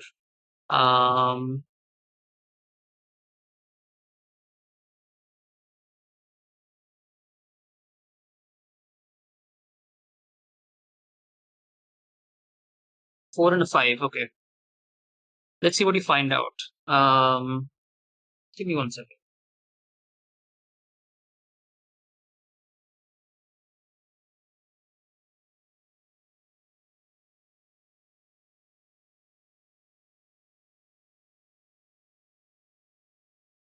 You find a jade spear on one of the corpses, engraved with 2 symbols: an eye opening and an eye closing, and an eye closing. As soon as what do? You take this from, and it seems like this corpse is sort of clutching onto this jade spear. What do you do? Do you take it from Yeah, it? I will. It definitely I will take that. definitely from looks the like corpse. it's valuable. Yeah. As you do, the corpse almost animates, comes to life, and it takes you by the hand, and it looks you in the eye. It says, "This will return." Now, can you make a ruin roll? For sure. That is very creepy. Great. All right. I do go up a ruin because my ruin was at 2 and now it is at 3. Okay. Can you roll me 1 light dice and 1 light die and 1 dark die? Yes. Mahira, That is a 3 on the light and a 5 on the dark. okay.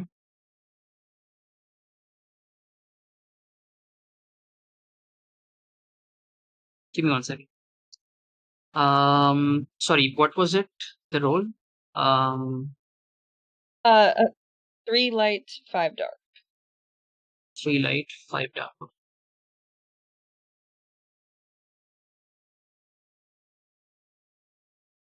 Okay, we'll get back to this condition. Your roll goes up, but we'll get back to the condition. The condition Okay. basically is that you lose the sense of time, but we'll get back to it. Okay. It grabs you by the hand and it says in a very raspy voice, "Deserting, you will get what's coming to you. Your sins you can no longer run away from your sins."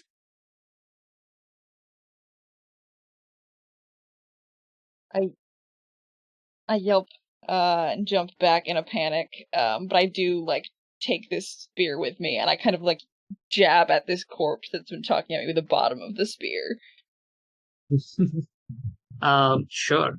Mahira, you notice that the spear that she has in her hand, the spear that Kel has in his hand, um, the icons that have been engraved on the spear, they look familiar to you. A closed eye and an open eye.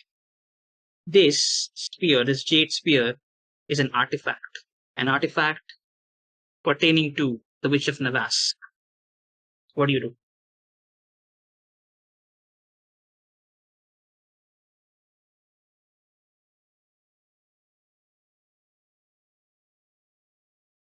Well, what do you have there?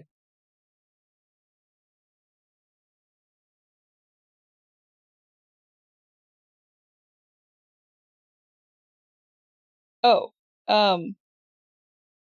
it's a spear. Looks pretty expensive. I would not deal in that if I were you. I know Well, where it comes from, who it comes from, and I say I'm not sure he's part of the reason I am where I am, and I show kind of point at my face where with one eye open and one eye patch.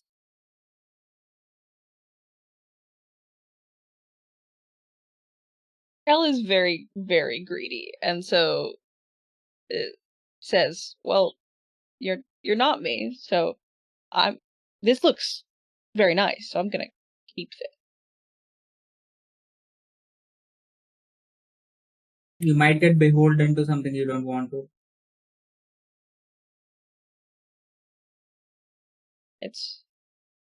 I don't know, looks like a spear. A very nice spear.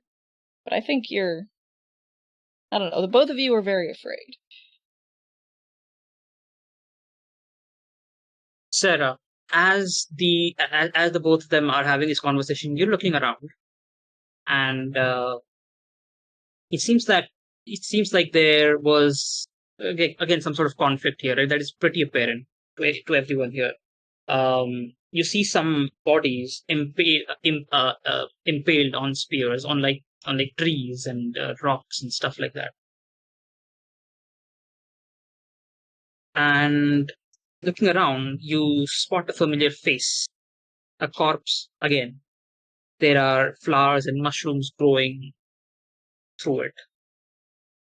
Its face is somewhat familiar. It is, you see a spear, as in not the sphere that she is that Kelly's holding, um, but a spear, as in a weapon. It is directly sort of impaled onto this person's neck and onto a tree, and they're just dangling from the tree and being swayed by, and this corpse is being swayed by the wind. This face does look familiar to you. Oh, fuck. God damn it. Fuck, son of a... Fuck. She's gonna reach into her bag, or her backpack, or... Actually, no, she's gonna bend down, grab a stick, and try to move the vines and the mushrooms away so she can see the face clearly. No, fuck shit. No, fuck. Oh, god damn it. Oh, no. This Why? person, it's the same person that gave you the necklace that you were holding so dear. Yeah, I think she's gonna drop to her knees and just sit there, still trying to move the mushrooms away without damaging the body or what's left of it. Can you make me a ruin roll? Definitely. That's one dark die.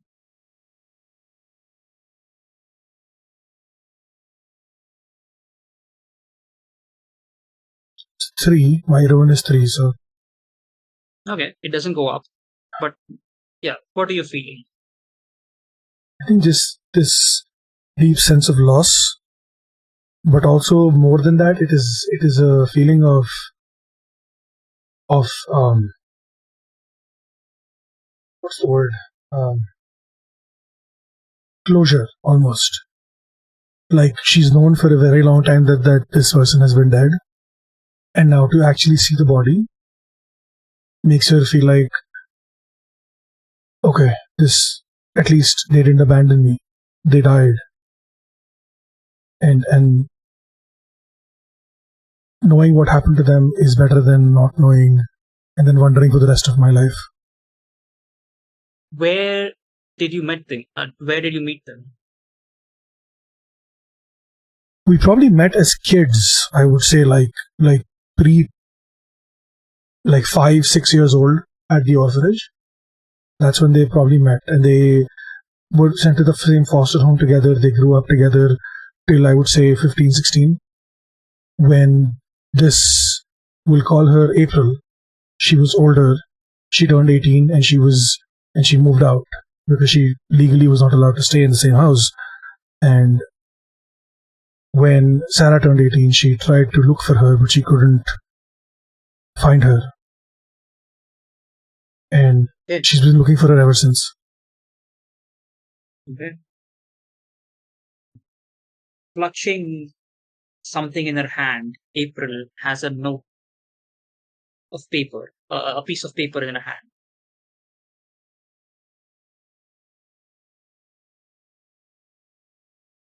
What do you do? I'm gonna try to slowly pry open the her hand and get to the paper. It is a map to the port of the Forest Queen. It seems like she was here for the favor of the Forest Queen, much like yourself. And she is now lost to the forest. Okay, two things. One, does it look like that these people here, they died from an accident? Does it look like they were attacked? What is the vibe? Okay. Like I said, there are maybe 10 or 12 people here who are wearing armor and have weapons. There are 5 or 6 people who look like normal civilians. They don't seem to have any weapons. And all they seem to have are like small bits and bobs, which are like almost frustrated at this point. They're of no use. Like they have no inherent value to you, except for that one jade sphere that Kel acquired from the corpse of the armored corpse. It seems like these guards, whoever they were, they attacked and killed unarmed people, civilians. As to how they died themselves is unknown. But both of their resting ground is the same place. And April is one of the civilians or one of the guards? One of the civilians. Okay. I think she's just Sarah's gonna start shaking, and sort of her part of her is like feels more connected to April now because they were doing this. They were after the same thing almost. That's what it feels like anyway. And there's also like more loss because of these soldiers that took her away from her. I think she's just gonna sit there for a few minutes, then wipe away her tears and look to the others. There's a map here. If we can keep going, if that's something that you want, we can still talk to the Forest Queen, and because there's no fucking way I'm going back now. It does seem like we're getting fairly close. Yeah, let's and then Kel like glances at the corpses of his old regiment and is like, yeah, let's definitely get out of here. Okay. As we move forward through the Queen's world, we enter Ring 3. Night falls, you've been traveling all day and you are tired. Tired enough that you feel like you need a good rest. And now rest doesn't mean that you need to sleep. You just need to rest somewhere. Like I said, the sun begins to set and you reach another forest glade, an opening, strewn with fairy lights and glowworms, giving it a festive air. There is a party going on here. The inhabitants of the glade, playful fauns, billowy dryads, minor lords and ladies of fairy. They are rejoicing. The sun has gone down, but this place is illuminated by insects, small critters which glow, mushrooms which given iridescent light. And of course, torches and with like fire and everything. One of them notices you, a fawn, and they make their way towards you. And oh, visitors of Queensweld, brave treasure hunters, why don't you follow me? We're having a great party. There's food, there's drinks, we're having a banquet. If you wish to rest, looks like you've been traveling for quite a while. You look weary. My God. You look terrible, actually. Don't mind my, don't mind my manners. It's really bad for a host to say all these things, but please, you're welcome. Like I said, we have food, we have drinks. If you wish to rest, this is the perfect place to do it. Absolutely. We are due some good luck, I think, at this point. And Kel will follow the fawn, not at all processing the fact that this is incredibly dangerous. Just thinks, great, perfect, good luck, finally. Kel, what is the most welcoming thing about this glade for you? I think it's sort of the opposite feeling that Kel had looking out at the snowy expanse. I think there's maybe a nice bonfire going in the middle and some people dancing around it. And there's a real sense of community going on here, and I think he's very enticed by that. Okay. Mahira. What about your appearance? Appearance. Do you wish were more like your hosts?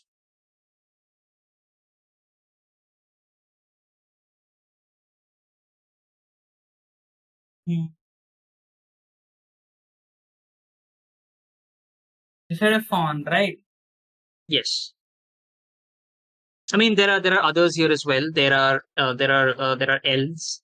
There are all sorts of fairy creatures here. Yeah, minor lords and ladies of the fairy. Like I said, we are dryads. Um, having a merry old time. What about any one of that appearance do you wish that you had within you? What makes you? I don't know. Does it make you jealous, or does it? Do you wish for that appearance for yourself, or what do you think about all of this? I think it's just definitely that they are comfortable in their own skin and however they are. All sorts of shapes, forms, and amalgams. So, he does feel jealous that he has to kind of hide it, at least the very visible one under the eye patch. Yeah. Okay. And Sarah, despite the beauty and the grace of your hosts, what unnerves you about them? I think it's the fact that they seem to be having a party here in the middle of whatever this place is when chaos is everywhere, especially with what she just saw with her childhood friend, and now to see these people having a party while there's a dead body probably no less than 10 feet from this place. Based on what she's seen so far, there probably is a dead body 10 feet from this place. And they're still having a party like there is no care in the world. It just feels off to her. Okay. Like I said, the place has a lot of food and a lot of drinks. All of you spy your favorite food on the table. What is it?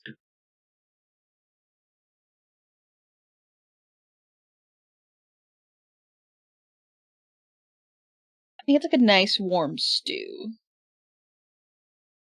Okay.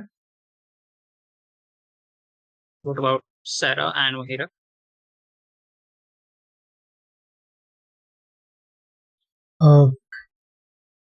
I think It doesn't have to be food. It can be drinks. I think it's going to be like a mango shake or something.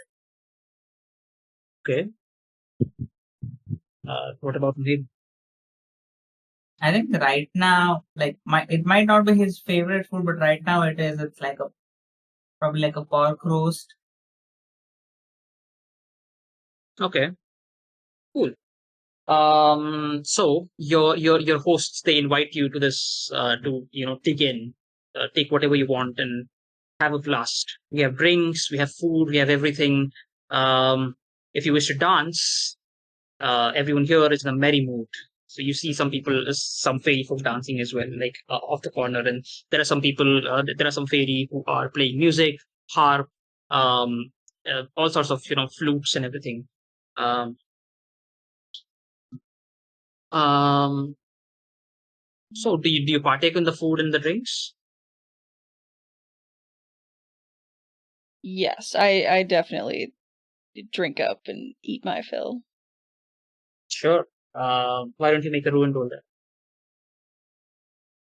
Great. Cool. That is less than my current ruin. I rolled a 2. Roll a 2. Okay.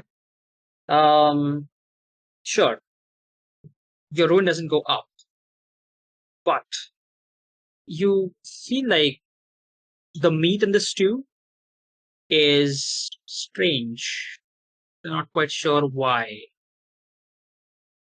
but it doesn't. You've had stew before, and you know what a stew tastes like and what meat in a stew like. You know the texture of the meat really really well because it's a favorite food and you've been Mhm. eating it for a while. But the texture of this meat is not right. I Um. am doing my very best to convince myself this is just some sort of creature that lives here. Okay. Seems Sarah. Why again? Make a ruin roll.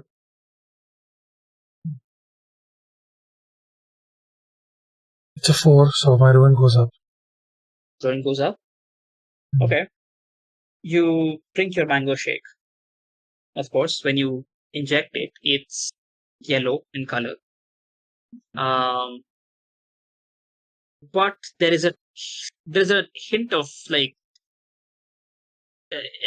when you taste it, right? Yeah, sure. It tastes delicious, but there is a small aftertaste that you quite can't sort of figure out, or it doesn't leave your senses. It is a taste of iron.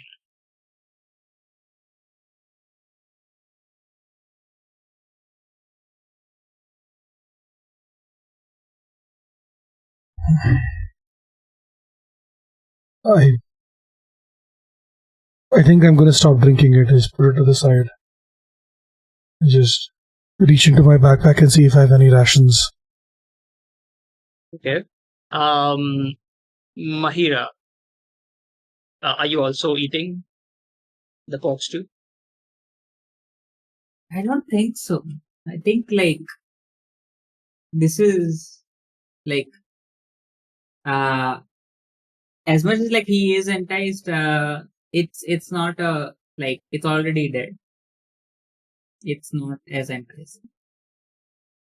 Oh, okay, interesting. So one of them, an elf approaches you, and she says, "Excuse me, is there any problem? These are some of the finest cuisines that you can find in Queenswell. If you have any problems, let me know. I'm one of the cooks. I'll cook you something." No, it's okay. We're just passing through. I don't feel hungry. Well, that's quite rude, don't you I'm think? lying. Well, Mahira is lying in this moment. okay. Yeah. So do you have? Were you the one who got the condition that whenever you lie, your heart No, no. you That feel like was me. That was okay, in okay, case like um, I'm lying to a fairy creature. I don't know if that has something. okay. Yes, she says. Well, that's quite rude. Uh, it's quite rude to refuse an offer from a fairy, right? I didn't know that. Well, now you do. Like I said, How can I help you? What can I help you with? Anything. You mustn't leave this place without having at least a sip of drink or spoonful of something that you might like. Please, I insist. Okay. And I'll have a bite of some meat. Yeah. Okay, roll. I rolled a 6, so it does go up. Okay, you're back to 5. All right. So this meat to you tastes familiar. How does it taste familiar to you? And what feelings does that bring out, which you had, kept locked inside your subconscious, maybe? I think it might be the first night. The second night he was after he was alone after being beast bitten, that he had to hunt for himself and have hunt something and then eat it with his own like hands and mouth, and it is like feeling that kind of like raw, and yeah, it Okay. he is feeling a lot more of like before he was cured. And because your own went up, how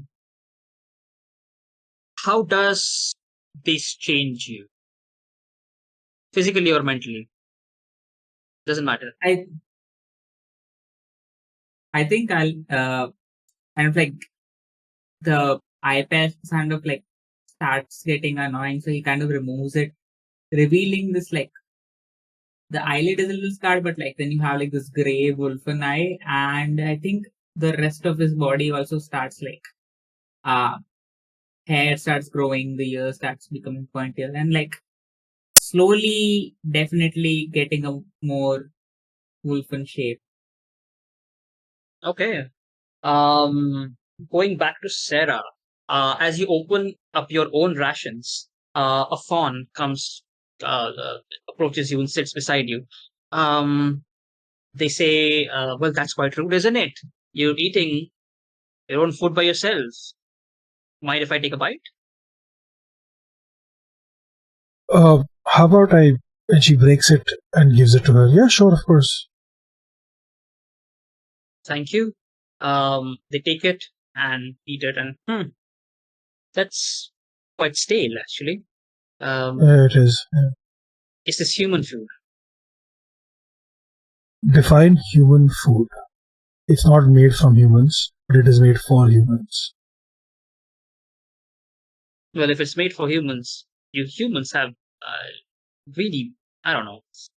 Ah, I think No, that, it's fine. You can say it. I don't like the taste either, but it's filling and it gives you nutrition. well, I guess so. You know what? I'm actually curious.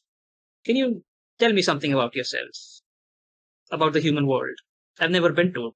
I've never been to outside of this forest, in fact. Okay, so the human world is very complex. There's like a lot of technology. There's big concrete buildings or like houses. I guess we don't. We rely a lot on being able to communicate with each other over long distances. That's a very big part of our lives. What else? Void. What era are we in? Like in terms of human life civilization? Medieval. Medieval. Oh, so there's no mobile phones. Okay, so like let me rephrase then. Okay, so the human world is not that different. Like we live in close knit communities. We vibe, with each other. Live in brick houses of sorts. Or yeah, we have indoor plumbing, which is nice. It's a new thing that is being developed as we speak. Yeah, that's basically it. Yes, you see them. They are super attentive as they're hearing all of this. They sometimes even like laugh or snicker at at the amusement of hearing about the human world. Um, Finally, they say, "Well, that's all about the human world. But what about yourself? Tell me something about yourself." Uh, I'm here to get the queen's favor. The forest queen. Yeah. Wow. Okay. Um. Well, I guess most people from the mortal realm, they do come here for the forest queen's approval or a favor. She is quite strong. I'll give you that. Um. What, why do you want a favor? If you're comfortable telling it to me, it's fine. If it's fine if you don't want.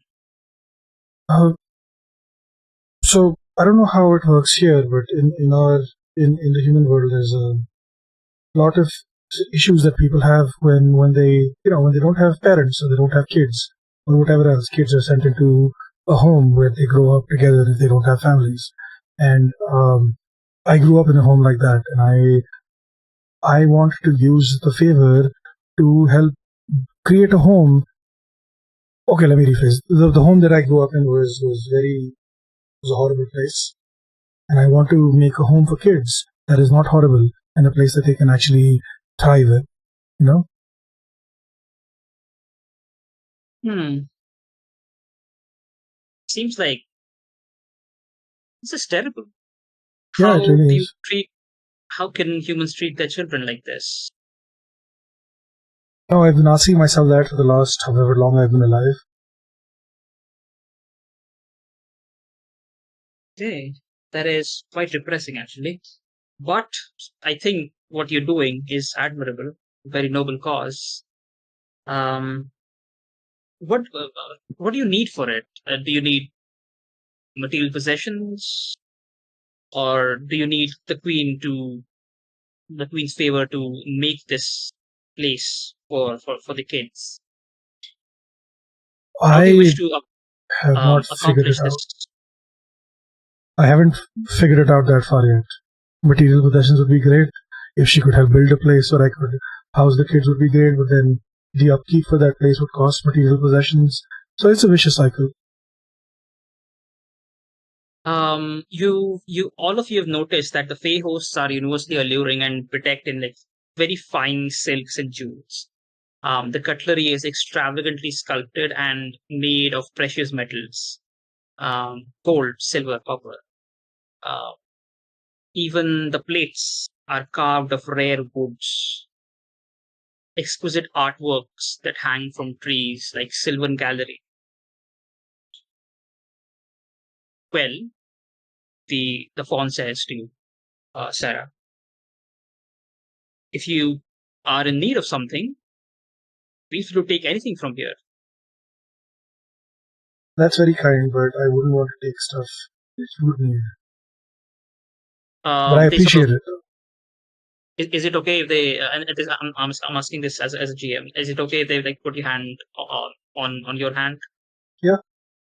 Okay, so yeah, they do that. They put their hand on your hand. Please, I insist, you simply must take it.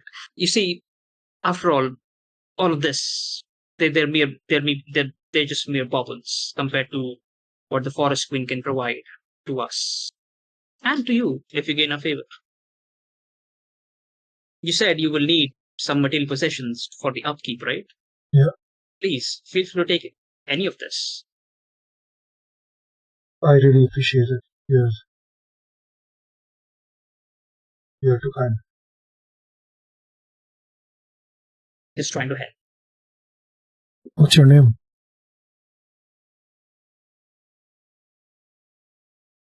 Um,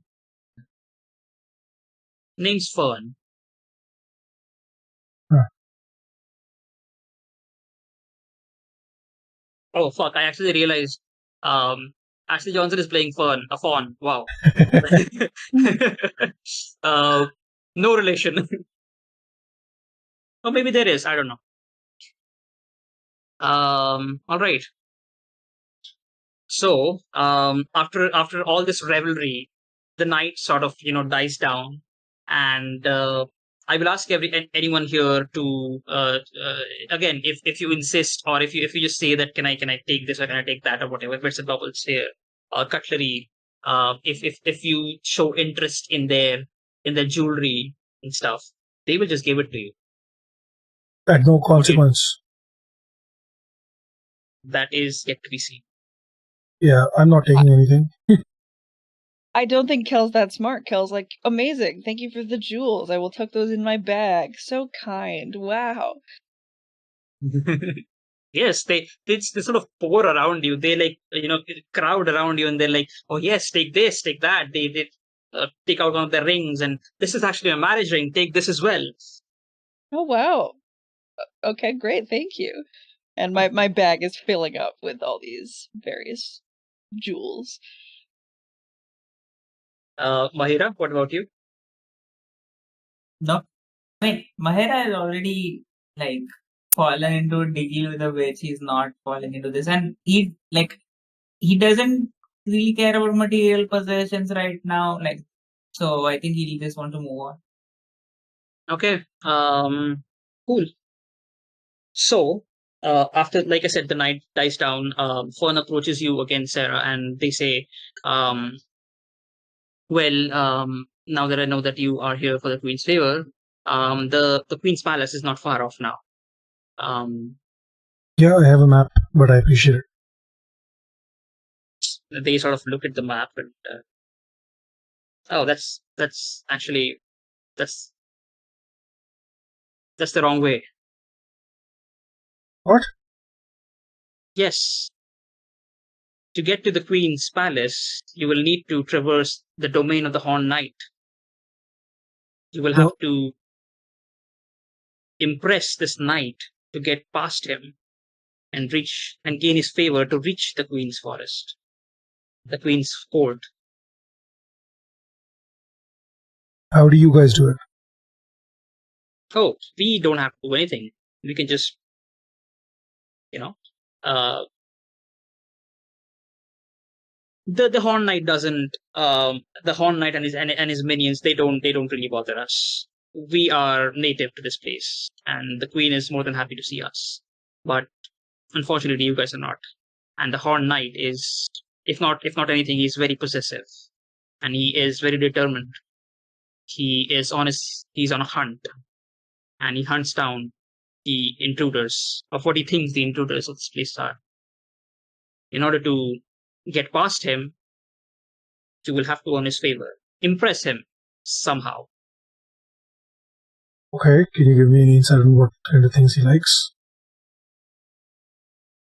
I don't know.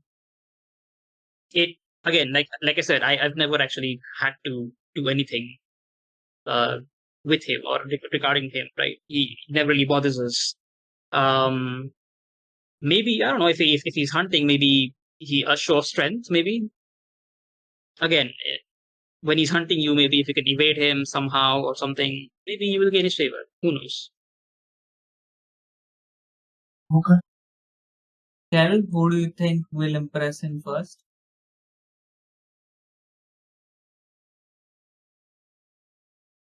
Who do I think will impress him first?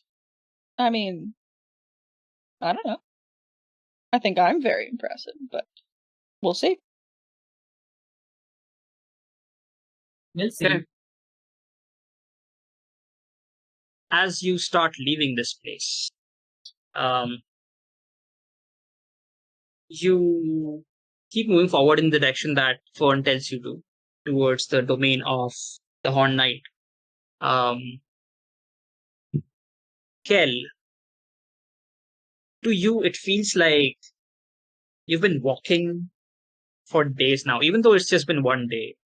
And you had a delicious meal. You got all this gold.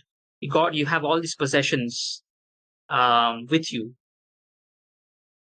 but somehow it feels like it's all empty. Like you've been traveling for so long that I don't know. It just doesn't feel right at all. Like your sense of time has just you've lost your sense of time almost. What does he feel about that? What does Kel feel about that?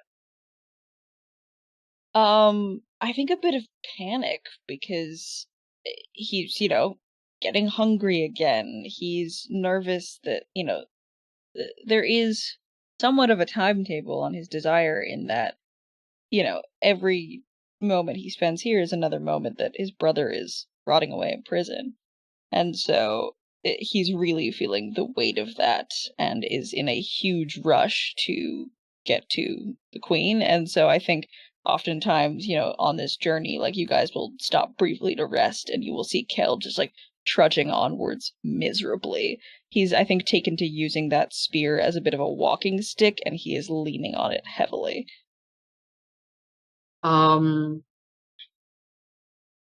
Does this particular moment, like, I don't know, the party or something, or maybe anything about this situation, incite a memory of you and your brother?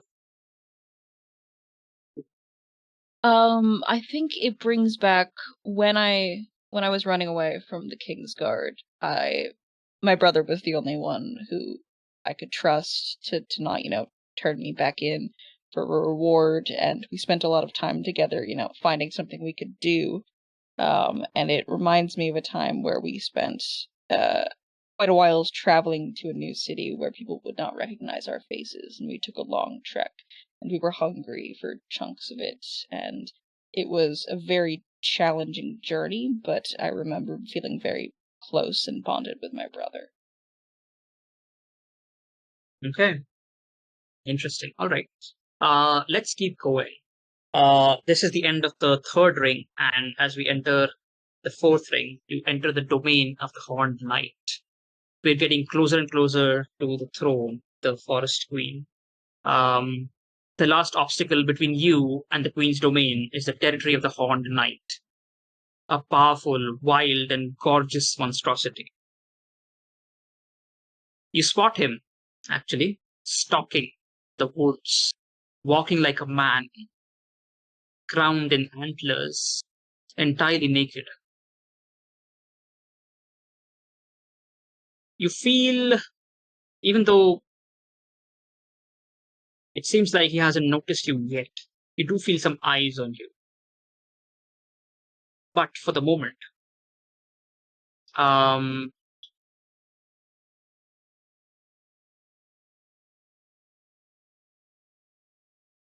Kel, or actually, no, you know what, Mahira, which features of the one you love from your past do you see in this knight?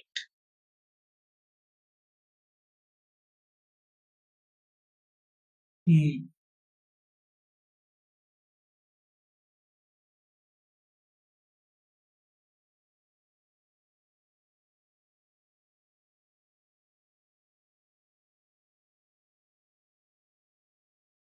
I think uh, I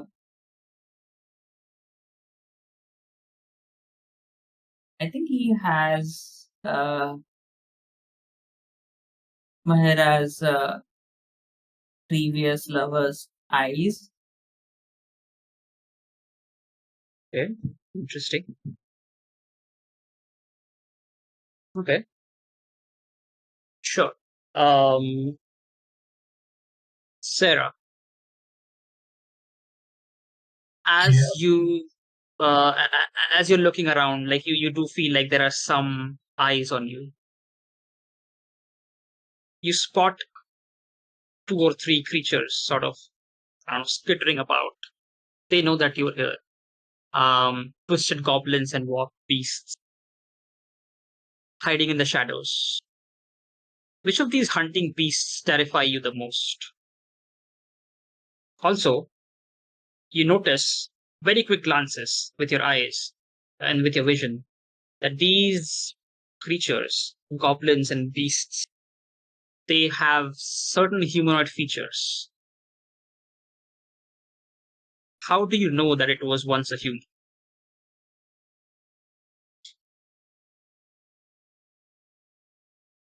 Okay. I think for the first part of the question, which one terrifies me the most is probably it looks like a snake. It is a snake, really.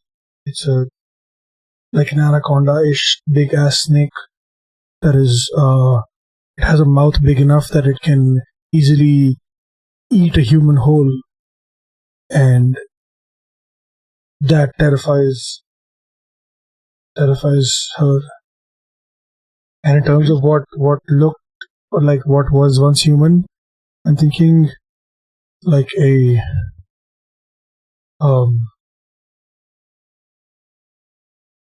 what is the word for that? A half man, half minotaur. No, centaur.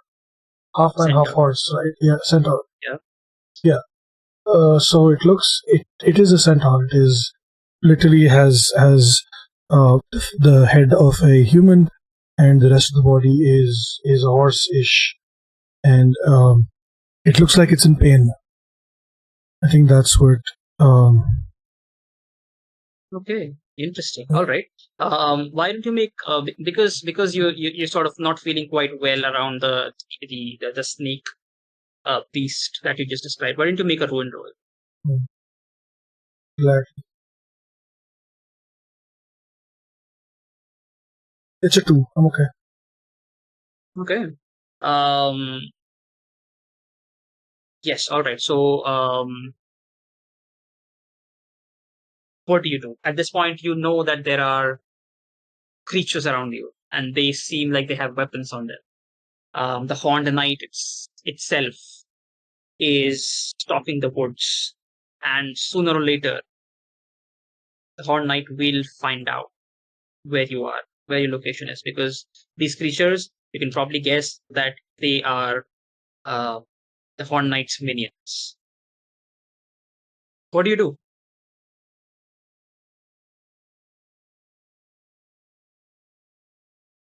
Kel, actually, just give me 1 second. Kel, you do realize that these creatures who are sort of hiding in the shadows and moving around to sort of stalk you, their pelts look incredibly lucrative. Like if you can kill them and get their pelts, they could sell for a shit ton back in your hometown. Okay. Mahira. Okay, sorry, go on. No, you go for it. Okay.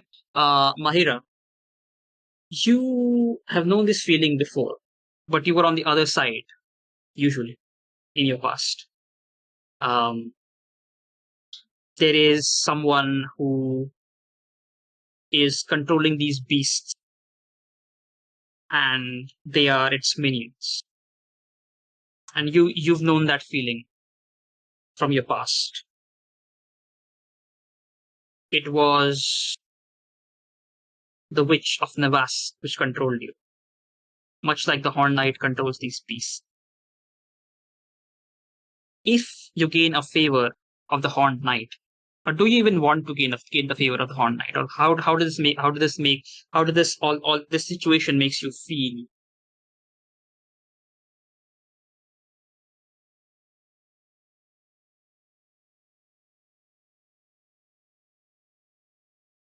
Sorry. Yeah, I think he definitely wants the favor. There is. I think this actually feels like. I don't know if he kind of notices that these creatures are under the knight's control in that way. Like this is his domain. They are his creatures. It's fairly normal for them. But what he sees is like probably. Well, if he sees his past partner, then I think he sees this opportunity as like when he was a lot more human, when the hunting was for food, to bring home a good catch so that both of them can have a hearty meal.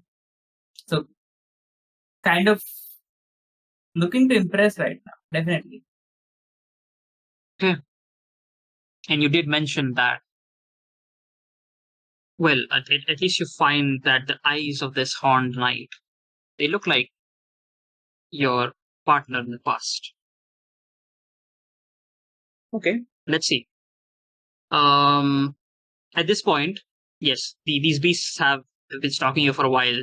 The horned beast will know where you are in like a moment's Notice. What do you do? Do you try to sneak past the horned knight? Are you trying to maybe avoid these creatures or fight them head on? They don't look, super strong or anything. They are just, the creatures of the forest. Maybe you can take them on. But the horned knight but the horned knight itself, it does not look like, you can go anywhere close to that monstrosity, that beautiful monstrosity, and come out alive out of that encounter. The combination of the fawn saying that he might be impressed by displays of strength and the fact that these pelts look very, very expensive, I think Kelly is going to try to fight some of them head on. Sure. What about Sarah and Mahira? I think I'll probably help. I am looking to fight. I'm looking to help. But I think Myra's first thing to do, because you described that these creatures, they don't look that formidable, right? Yes. Void, really quick. How long do you think we'll go? Half an hour. Is that okay? Yeah, just confirming. Okay. Next needs to know now. Yeah, sure. Like I said, I mean, we had some breaks in the middle, but yeah. Yeah, no, we fair. That's why I was like, I told them it will be delayed, but I'm just, getting an estimate. Yeah.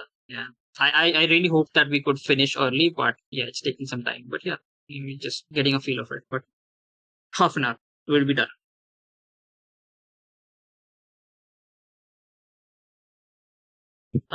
Yes, so Sarah will be fighting, and yeah, Mahira. I also want to be fighting, but before I fight, I want to actually make this a more formidable fight, and I would like to try a ritual as if we engage with any of the beast. Which ritual? Oh, okay. So you are acting in the forest's favor. Sure, go ahead and make a reduction roll. I Like- mean, kind of, yes, but also kind of like if we kind of show this fight as a actually like a proper fight, it might be more impressive and we might get favor. Like that, it's a combination. Like, Okay, sure. Yeah, so again, how you interpret it? yeah.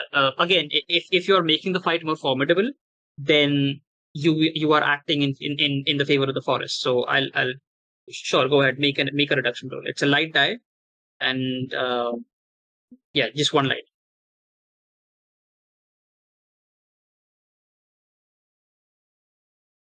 I roll a 3, so I reduce.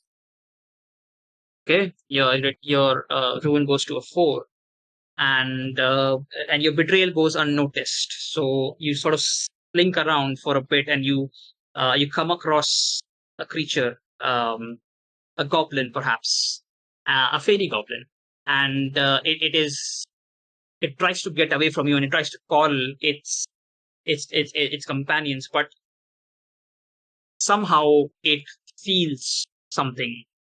It gets a feeling by just looking at you and looking at your eye and looking at your features now that they've changed. Um, it calms down, and you take your hand. And how did this ritual work? You just touch this goblin. Just touch your hand on this goblin, and it sort of manifests into this bigger creature. I think it's kind of like a. First, I think I will go into like a wrestling sort of like a arm interlock arms, like trying to get into like a test of strength where like who's losing ground, and then like kind of lean against his ear and just say transform. Okay, interesting. As you do, This goblin who has very long, spindly arms and very sharp nails and everything. He has a very human-like face for a goblin, actually. So yeah, as you do say transform, it starts to sort of just it goes into this weird state where it's convulsing, like its arms and its legs and its body, they start twitching, and somehow you see extra bones being cracked and grow in front of your eyes. You know that your ritual is working, so you quickly slink back to the rest of the people as they're just sort of figuring out all of this, a plan to maybe take out all of these creatures at once. I think I hold it. I try to hold it down and just yell. What are you waiting for? Let's attack. Okay, so yeah, this goblin, even though it had a human face, a human-like face before, it has now entirely transformed into its bestial form. Something to keep at the back of your mind. Also, the presence of the Horned Knight and its eyes reminding you of your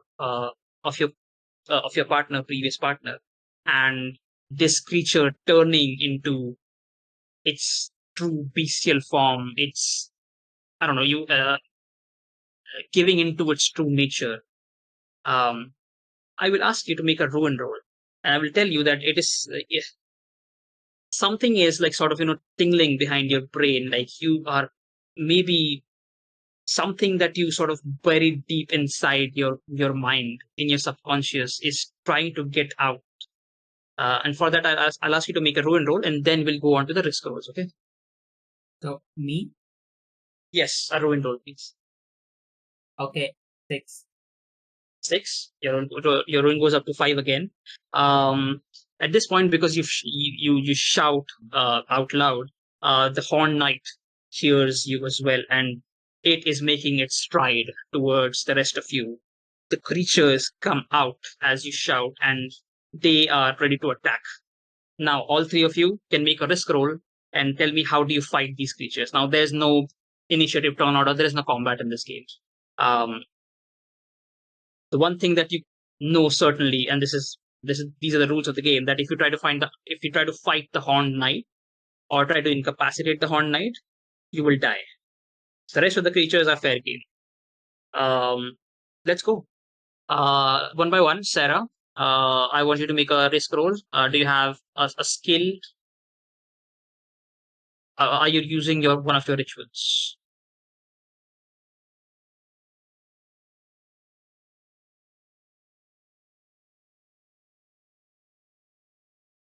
I think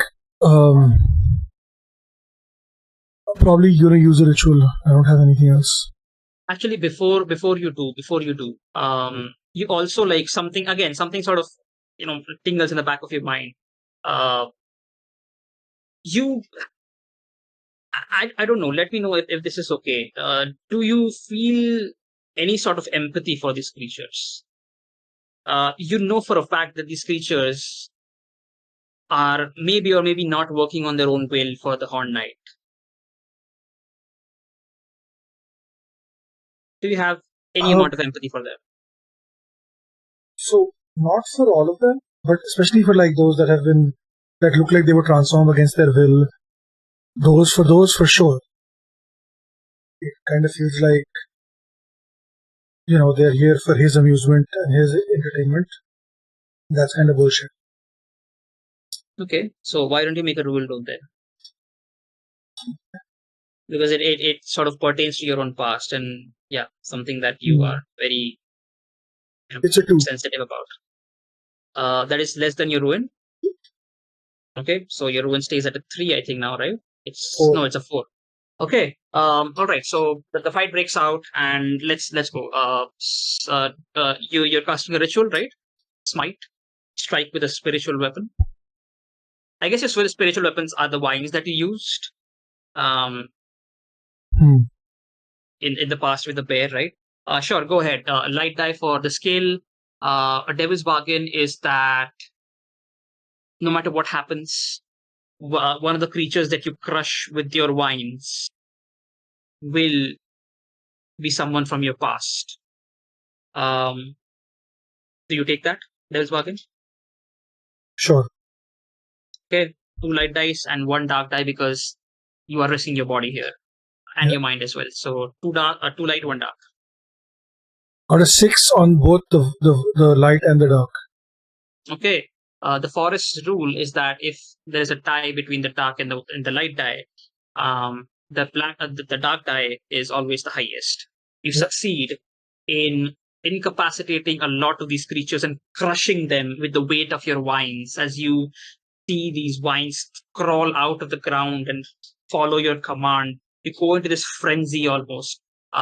It almost feels like you are ridding them of their pain. You're ridding them of their um, you're ridding them of their I guess that their pain and their suffering that they've had to endure because they were in the service of the Horned Knight. That is, I guess, what you're feeling right now as you go into this frenzy and you sprout out vines out of nowhere through the earth, through the trees and everything. You incapacitate them, crush their bodies and their bones. Um, your ruin goes up by a 1, so your ruin is now a 5. You are at the edge of turning or losing yourself to the forest. Um, okay, like I said, Devil's Bargain. The 3 or 5 creatures that you kill here through your vines, they turn back into humans, and all of them are your friends from the orphanage. Fuck, dude.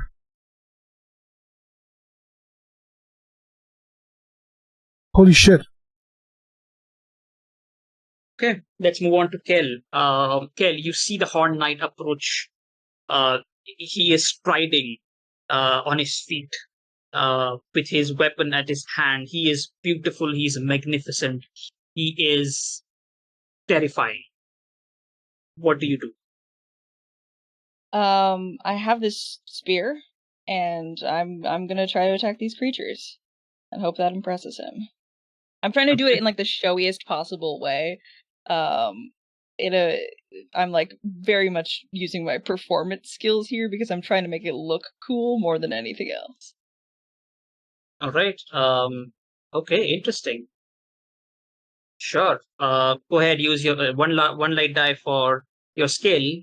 Does anyone have any Devil's Bargains for this moment right now? You can go back to Kel's drive and think of something.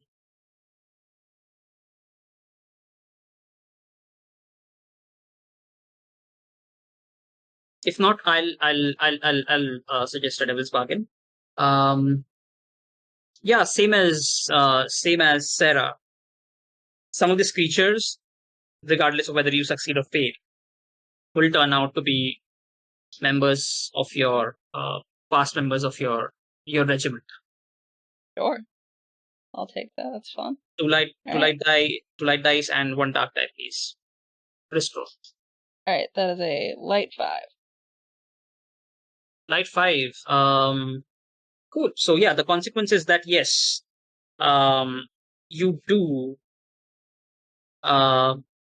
You succeed. You succeed in this very showful performance of as you sort of dance around with your spear of um with the spear of the witch of again. Mahira warned you of the spear, right? And it almost feels like the spear is giving you some sort of an energy, some sort of a power to take on all of these creatures at once. It feels You feel power inside you building and building and building, and you feel that you need to impress the Horn Knight to gain his favor as much as possible, right? So you release all of that power into the world, into this fight, and you perform this incredible dance. And you, one by one, you start to hack into these creatures and slicing off their necks as blood sort of spurts out of them, uh, giving a slash at their abdomens as their intestines fall off. All of them are human parts, and none of them are actually the creatures that they were looking to be. Uh, yes, once they die, they turn into their original forms of humans, and yes, some of them, or maybe all of them, are part of your previous regiment.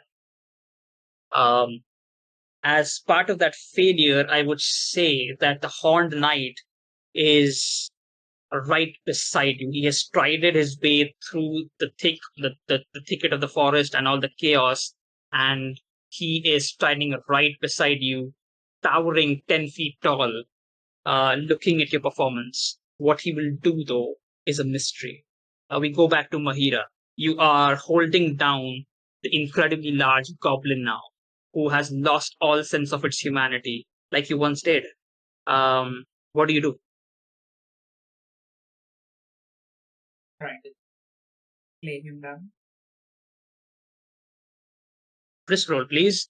Are you using one of your skills? Hunting for sure. That's like I cannot use multiple skills, right? No, you just get. I mean, you can use multiple skills, but you only get one light die for everything. Alright. So one light die. The Devil's Bargain is going to be.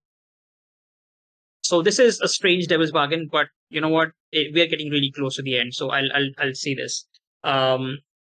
Killing this, no matter if you succeed or fail in killing this creature in front of you, that's something that you know put away in your subconscious. You close that door behind as you were trying to move forward with your life. um that door will open, and you will all those memories will come flooding back to you, and you will realize something terrible about your past. Alright. That will incur a ruin roll. Yeah. Okay. So 2 light die, 1 dark die, please. 5. Wait. 5 light, Like 5 light. Okay. Okay. Interesting. So yeah, you do succeed. So how do you kill this creature in front of you? Do you again? You are again getting all you. I feel like your character is at the edge now. So they are more or less very close to their animalistic form right now. So how do they kill? How does he? Sorry. How does he kill this creature, this goblin? And what is he thinking killing this creature? I think it's all teeth and claws. I think it's a very slow, like slow in the sense like it's happening fast, but like both sides deal a lot of uh blows, and like uh the final slash that Mahira is able to deal is just the last one, but Mahira is also kind of looking terribly like injured. I'm still standing from. What is thinking? I think it's just blood, like hot adrenaline, blood, and occasional flashes of the knight's uh like towering demeanor. Okay. Yes. So you do. A small consequence is that again, your you are turning into the beast that you thought was that you had that you had left basically in your past, and this forest has now dug its claws so much into you that it has brought you back to what you once were. And now after dealing the last blow, sort of your claws growing in front of your own eyes, you scratch off its neck as you see it sort of gurgling on its own blood, and just dying in front of you. You transform into the beast that you were before. What do you look like? You haven't lost yourself. I'll say this: you haven't lost yourself, but you have turned into something that you were before. Yeah, I think I think he made the deal with the witch to cure of this form and now he is regretting like dealing with the witch more than this form. So now that he's back, I feel like he feels a lot more himself. But again, I think towering now close to like 7.5 feet. It's a very grayish wolfine body and large uh, pa- palms that end in claws. All right. The thing, your devil's bargain. Now that you, Ruin. yes, now that you've, just wait a second, okay. Now that you've gone back to your what feels like your true nature, right? Your past has come back to you. It has come back to haunt you. You've been trying to run away from this for forever, and you were in this place to get rid of this terrible memory and this terrible situation that you had to go through, the terrible trauma that you went through in your past. Turning or transforming into the beast again unlocks that door that you had closed in your subconscious. The Witch of Navas, the memories start coming back to you. The Witch of Navas was your partner, Mahira. What do you feel about that? It incurs a ruin roll.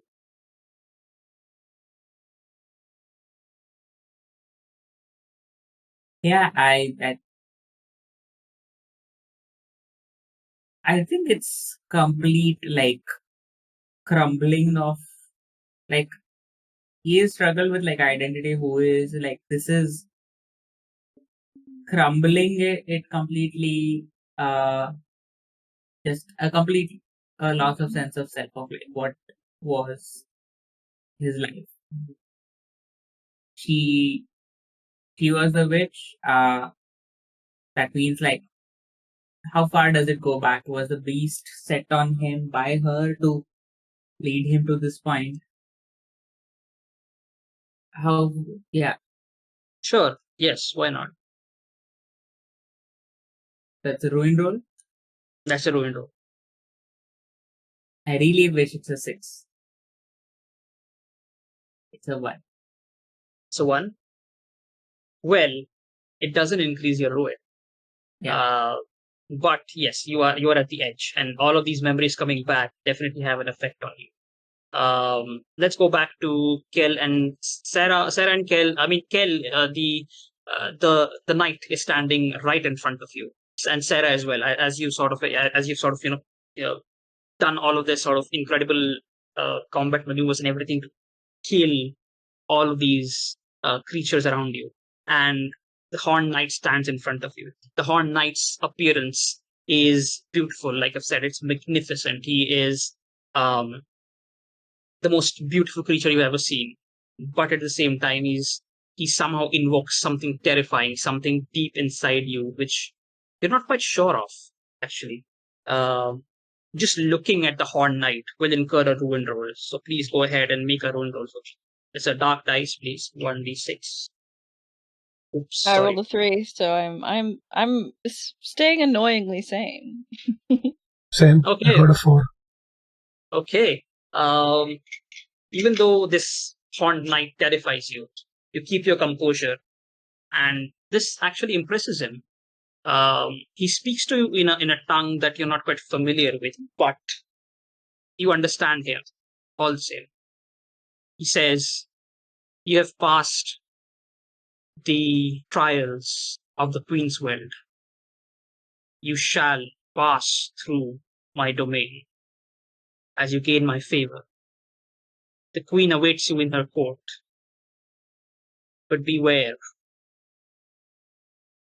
once you enter her court, once she invites you in her realm, there is no going back."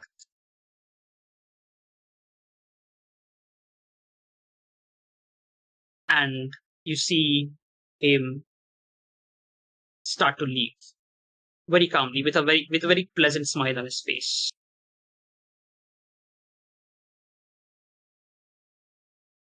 Kel just shrugs, pleased that, they've made it this far. Mahira comes out from the corner, and you see that Mahira has now completely turned into some sort of a wolven creature. That Except incurs I'll just add one correction. I think yeah.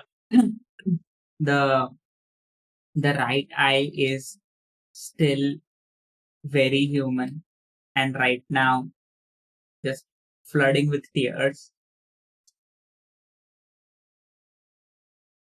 Do we know that? Can we recognize on sight that this is Mahira, or does this just seem like a strange creature to us? Hey, you've Oh, seen the interesting. gradual transition, I guess. Like,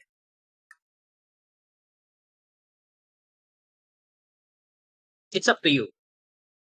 What do your characters feel about it? Also, seeing your companion turn into this will incur another ruin roll. Please go ahead and make another ruin roll. Great. Okay, good. It goes up. All right, cool. So, like I said, watching your companion turn into something of the forest. I mean, you're not quite sure that it is of the forest or not, but yes, your companion has definitely changed. How does that make you feel about it? And are you willing to listen to this creature in front of you, or are you going to attack I think knowing it's Mahira, I'm not going to actively attack, but I will point my spear towards Mahira. And I go, don't get closer. And I think I'm currently a little panicked about the fact that I don't know what Mahira is going to do, but I think more panicked about the fact that I didn't see what caused this, and so I'm worried it's going to happen to me. it? Sarah, what about you? I think immediately she's worried because she's seen the other creatures that have been turned, and she wants to help her friend, but also she doesn't know how to do it. It's difficult to put it into words, and also just mixed bag of emotions and feelings, and just I don't know how to help. That's basically it. At this point, actually, the Horn Knight never left. Okay, let's rewind a bit. The Horn Knight never left. He was just standing there waiting for Mahira to return to you guys. The Horn Knight, with a pleasant smile on his face, standing 10 feet tall, and Mahira is around like 7 to 8 feet tall. He leans down towards your ear, Mahira, and he says to you, in a tongue that you don't quite understand, but you don't quite know, but you understand instinctively. The two of you don't hear this. I guess you hear it, but you don't understand it. It's almost like Horn Knight is speaking to people in the way that they want to be spoken to, as in they only the people who want to understand him will understand him. You get it? He leans into your ear, Mahira, and he says, I understand your pain. If you want to get rid of it, the ones who stand in your way are your own companions. Get rid of them, and you'll gain my favor. A direct route to the Queen's council, to the Queen's court. Get rid of your past. Get rid of your suffering. Claim back your life. Do it. And with a pleasant smile, he stands back again and steps back 2 steps and watches. I think Myra starts hyperventilating.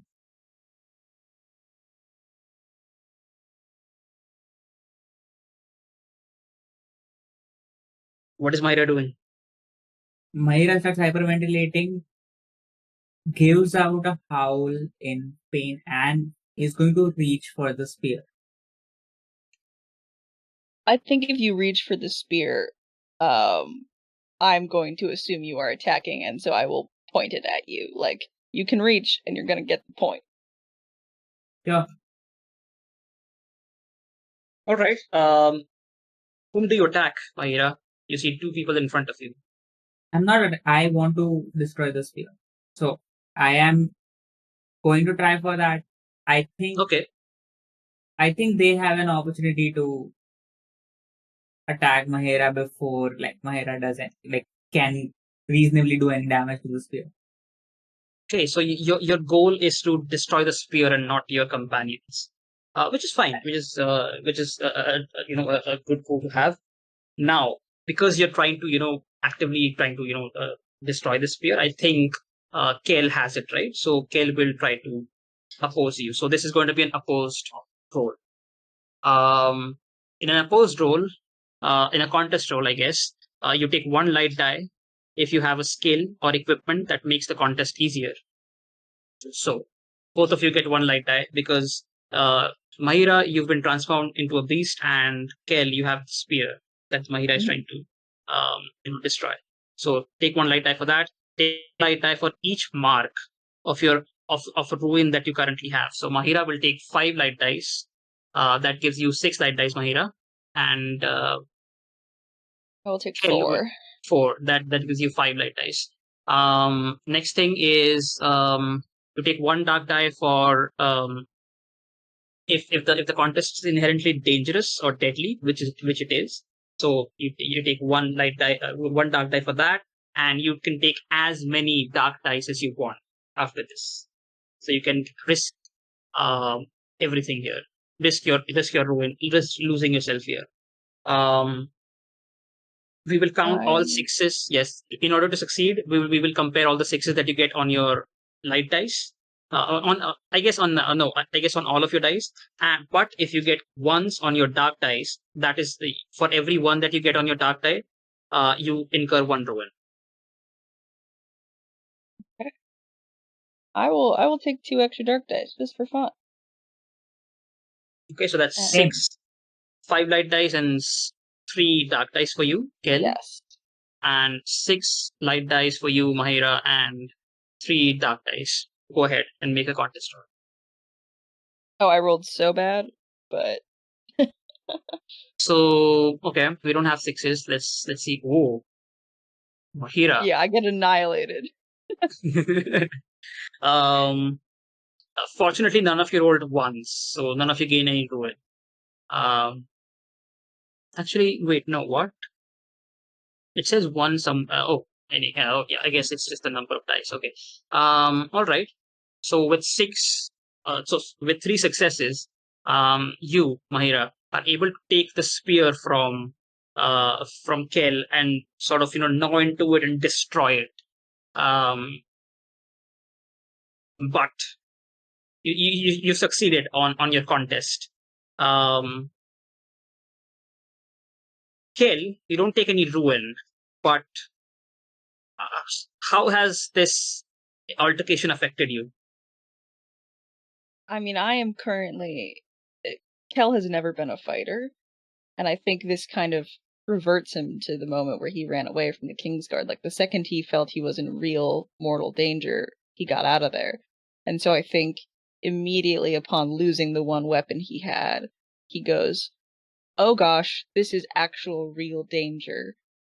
I need to get out of here. And I think he just starts running. I think he heard from the knight that he had safe passage and approval to go to the queen, and he vaguely sort of maybe knows what direction to go, and he is just running that way. Awesome. Sarah, do you do the same? I think, yeah, I'm gonna follow Kel. Okay. Both of you start running. Mahira, the Horned Knight sees you destroy the spear. Now, he was very clear on what he wanted from you. He wanted to destroy your companions in order to gain favor, to leave this forest, or to a safe passage to the Queen's Court. which you failed in. He leans down on you as you're just gnawing onto the spear and breaking it apart with like pure rage and fury from the everything concentrated, every bit of trauma, every bit of sadness and suffering and pain concentrated on this one spear, and you're tearing it apart, even though it's made of wood and jade. You are just absolutely destroying the spear. With incredible calmness, the knight approaches you and it leans down again to your ear as you are chaotically just sort of, moving your head around to destroy the spear. Um, it will say to you just one word: pathetic. It takes its weapon and impales you with it. What is Mahira feeling at this point? These are your last moments, Mahira.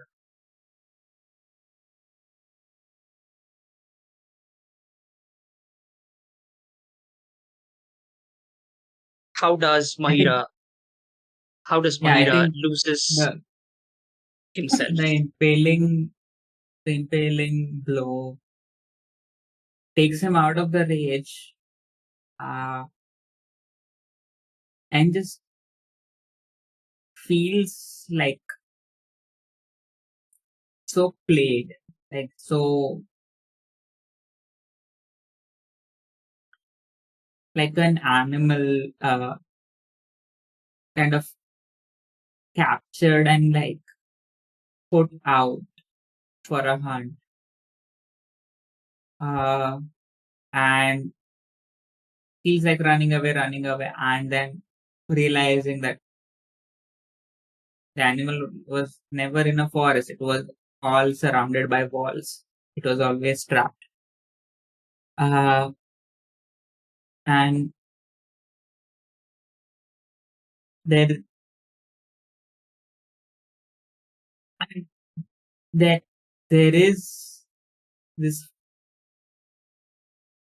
expression of freedom that he felt in Chase was never real because he was ready to lose.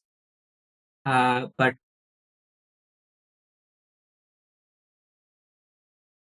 yeah, I just utterly ruined gives up.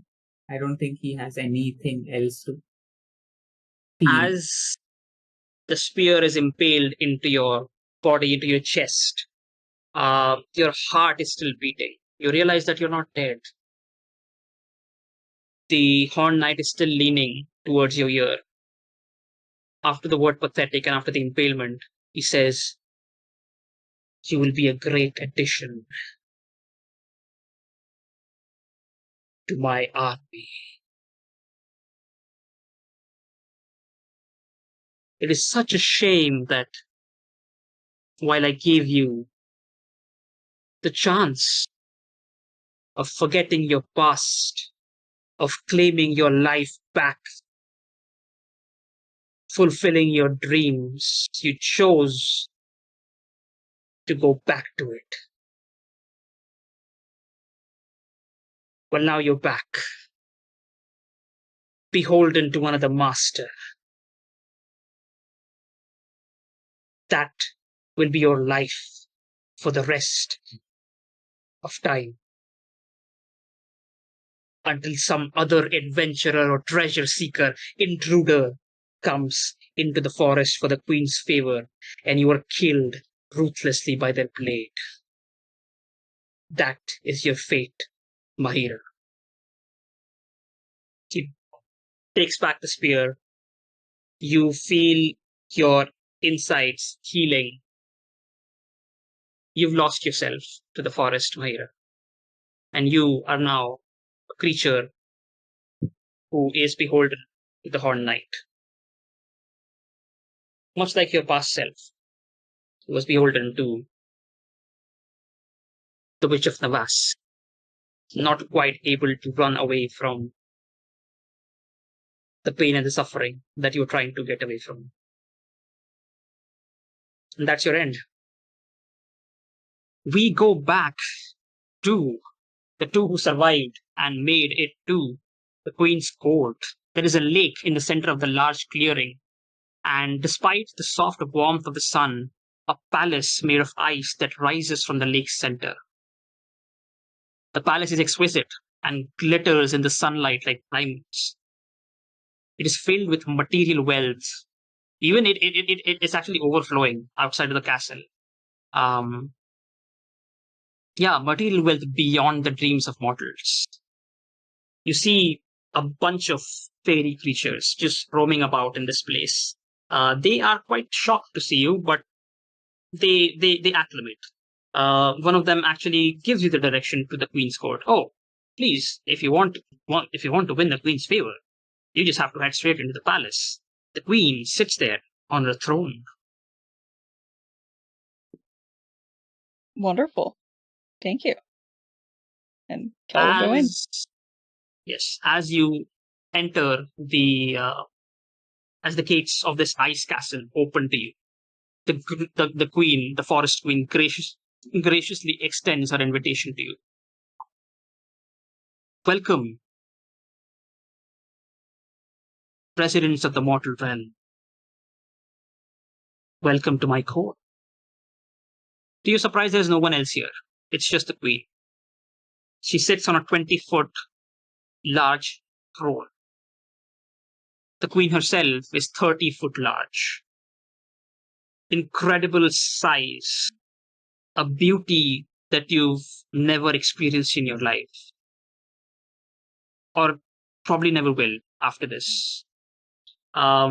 She is, bedecked with jewels, with flowers, with mushrooms, with creatures of the forest to shine light upon her.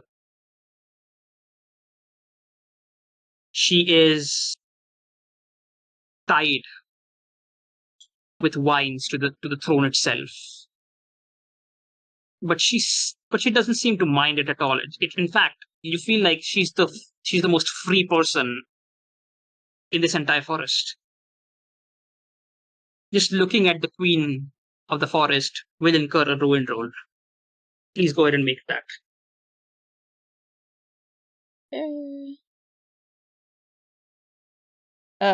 It's only a 3, so it does not go up. All right. What about Sarah? Got a 1. You got a 1. Doesn't go up. The queen, I'm going to fast forward this a bit now because we don't have a lot of time. It's already 12:40. So the queen asks you if you're here for the favor.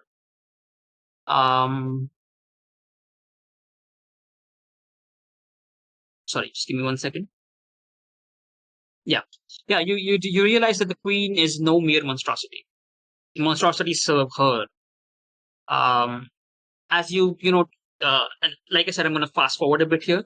So as you sort of get into a natural conversation with her, you realize that she is quite personable and curious of mortals, and she brooks no disrespect at all. In fact, she is again very curious, and she's very amused by. She asks you about how you got here and how you got through the Horn Knight's realm and how you what were your experiences getting to this place and everything. And you tell her all of that, and she's quite amused at your resilience and at your perseverance and your determination.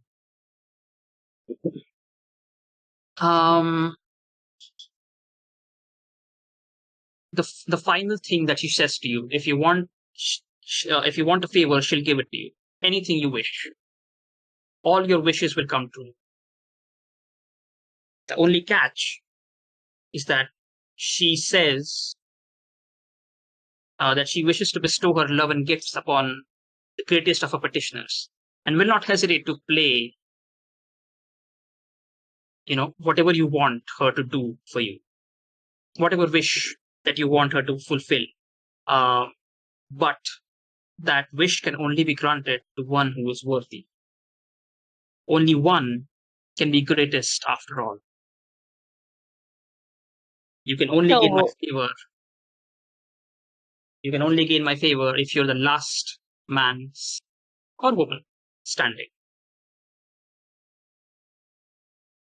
Hell has come this far, and I think at this point will not hesitate to attack Sarah. Sarah? Sarah needs this. After everything she's been through, she feels like she needs this. She feels like she deserves this, but despite all of that, she's not going to dance at the whims of another fake being after everything that she's been through today, or however long it's been that she's been in this forest. So she's just going to step aside and she's like, if you want it, it's yours. I don't want it anymore. Not like this anyway. Kel will step back, shrug, say, "Your loss then," and turn to the queen.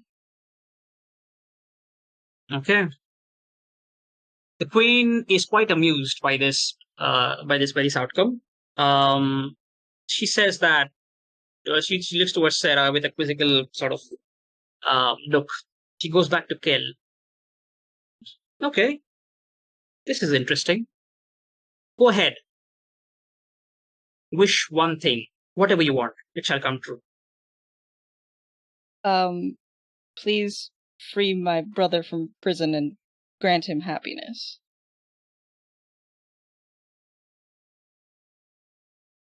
Okay. All right, let's see.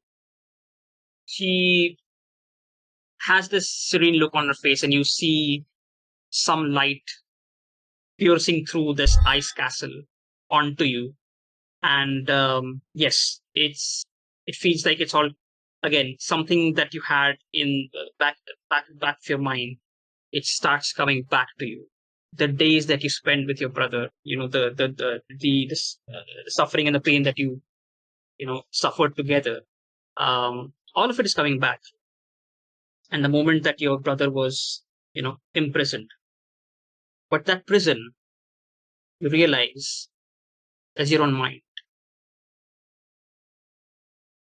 Suddenly, your mind opens and memories start coming back to you. Your brother has always been a part of you, someone that you created in order to convince yourself that there is someone that you can reach out to in your time of need. Because in fact, there was no one. You were a deserter. Who can you turn back to? You had no family, you had no parents, you had no one to turn back to. And even if you had, what would you tell them? That you left your comrades, you left your companions to die? You killed those innocents in that fight, and you witnessed everyone go crazy, and you left. They killed each other, and you were not having any of it. You left. You ran away, but you had no idea where you were going to go. So you went to your brother, someone who has always been there for you, someone who will always be there for you. And you realize that the prison that your brother has been the prison of your own mind. Can you make me a ruin roll? Yeah, this is very fun and brutal. Only a 3, wow. All right. So your wish comes true. You realize all of this, and you're free of it. You're free of all the guilt. You're free of all the suffering and the pain that you caused. You're free of your trauma. And the queen said that all of your burdens of being a deserter are gone. Everyone will forget, and you're to lead a life of happiness and prosperity, leaving behind whatever haunts you in the past. Go forth, worthy one, and live your life to the fullest. Suddenly, you feel the light in the castle. It sort of again blinds your eyes, and you're suddenly not there anymore. You are back in the mortal realm. We'll come back to Sarah for a bit here. Sarah, you are at the edge of losing yourself to the forest. You have rejected the forest queen's offer to get your life back, to fulfill your dream. And the forest queen doesn't take um, rejection very nicely. It comes at a moment you don't even notice it. Her wrath is swift, sudden, and creative. One moment you're alive, other you've lost yourself to the forest. These are your final moments. What are you thinking about? I think for Sarah, it's more important to her that even if she goes out doing the right thing. This entire thing for her has been to try to do the right thing for people who can't do it for themselves. And despite the fact that there is chaos and she might not survive beyond this moment, for her there's regret because she was not able to fulfill her promise to herself. But there's also a sort of peace that she went into this forest, this dark, horrible, chaotic place that is designed to ruin her, and she didn't let it ruin her in the way that it wanted to, in the way that it matters. And for her, that is more important than anything else. And if this leads to her end, so be it. She's okay with it. Okay, that is your end. The queen does kill you. She doesn't make you part of the forest because she feels that you're unworthy. So yes, you are freed from your mortal life and you go on to the next life, or maybe there is no next life for you. Maybe you just find peace in thinking that even if you couldn't fulfill your dream, your passion, you find peace in knowing that you didn't let the forest change you the way it wanted you, the way it wanted you to, and you died on your own terms, and you left behind all of your trauma, all of your suffering, and all of your pain behind. Now that you're dead, none of that matters, and that's quite comforting. Death takes you by its arms. It's cold, but at the same time, it's also warm, and you feel like, yes, I've lived my life. It was some good, some bad, mostly bad, but this is it, and you perish from this world forever. Going back to one final time, going back to Kel, tell me, um,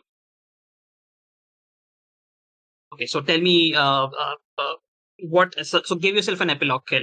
Um, remember that you have, even if you have gotten rid of your past and your trauma and whatever, right? You have still been changed by the forest. All of the conditions that you got, the sense of time and everything, those still remain. So how is life for Kel after going back to the mortal realm?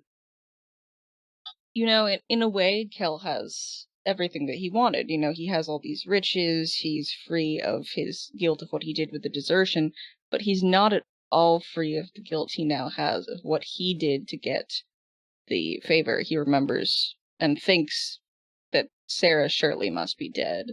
He thinks of all of the creatures he killed with faces of his old friends, and he realizes that guilt will keep haunting him. And I think the cruelest part of this comfortable life is that it passes so slowly. It's, though he lives to a normal age, it feels like hundreds and hundreds of years that he spends thinking over all of the mistakes that he's made.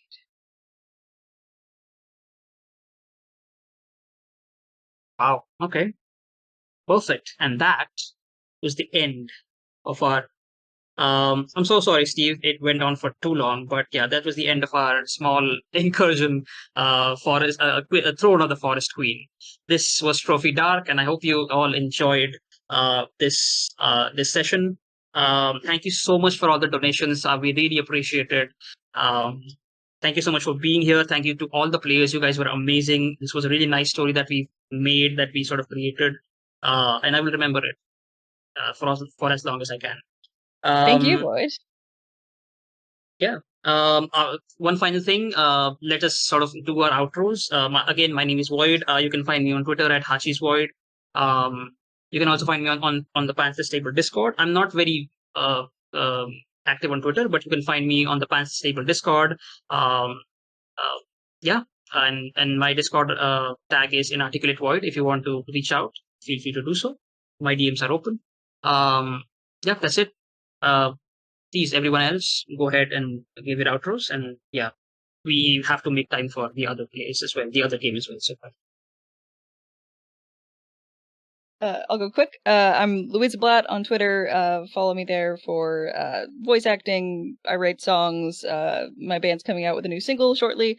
And yeah, I'll pass that along. Yeah, Wish. You can find me on Instagram. Sometimes I post maps that I make there. It's loaded_icosahedron, and yeah, same the underscore tag. Yeah, that's about me.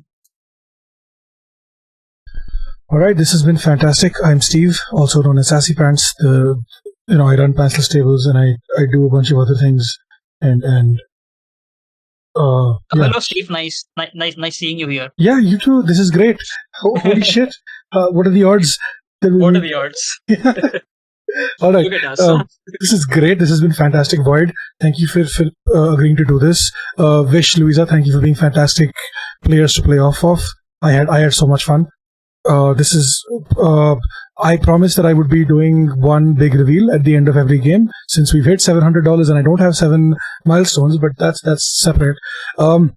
Big milestone update is at the end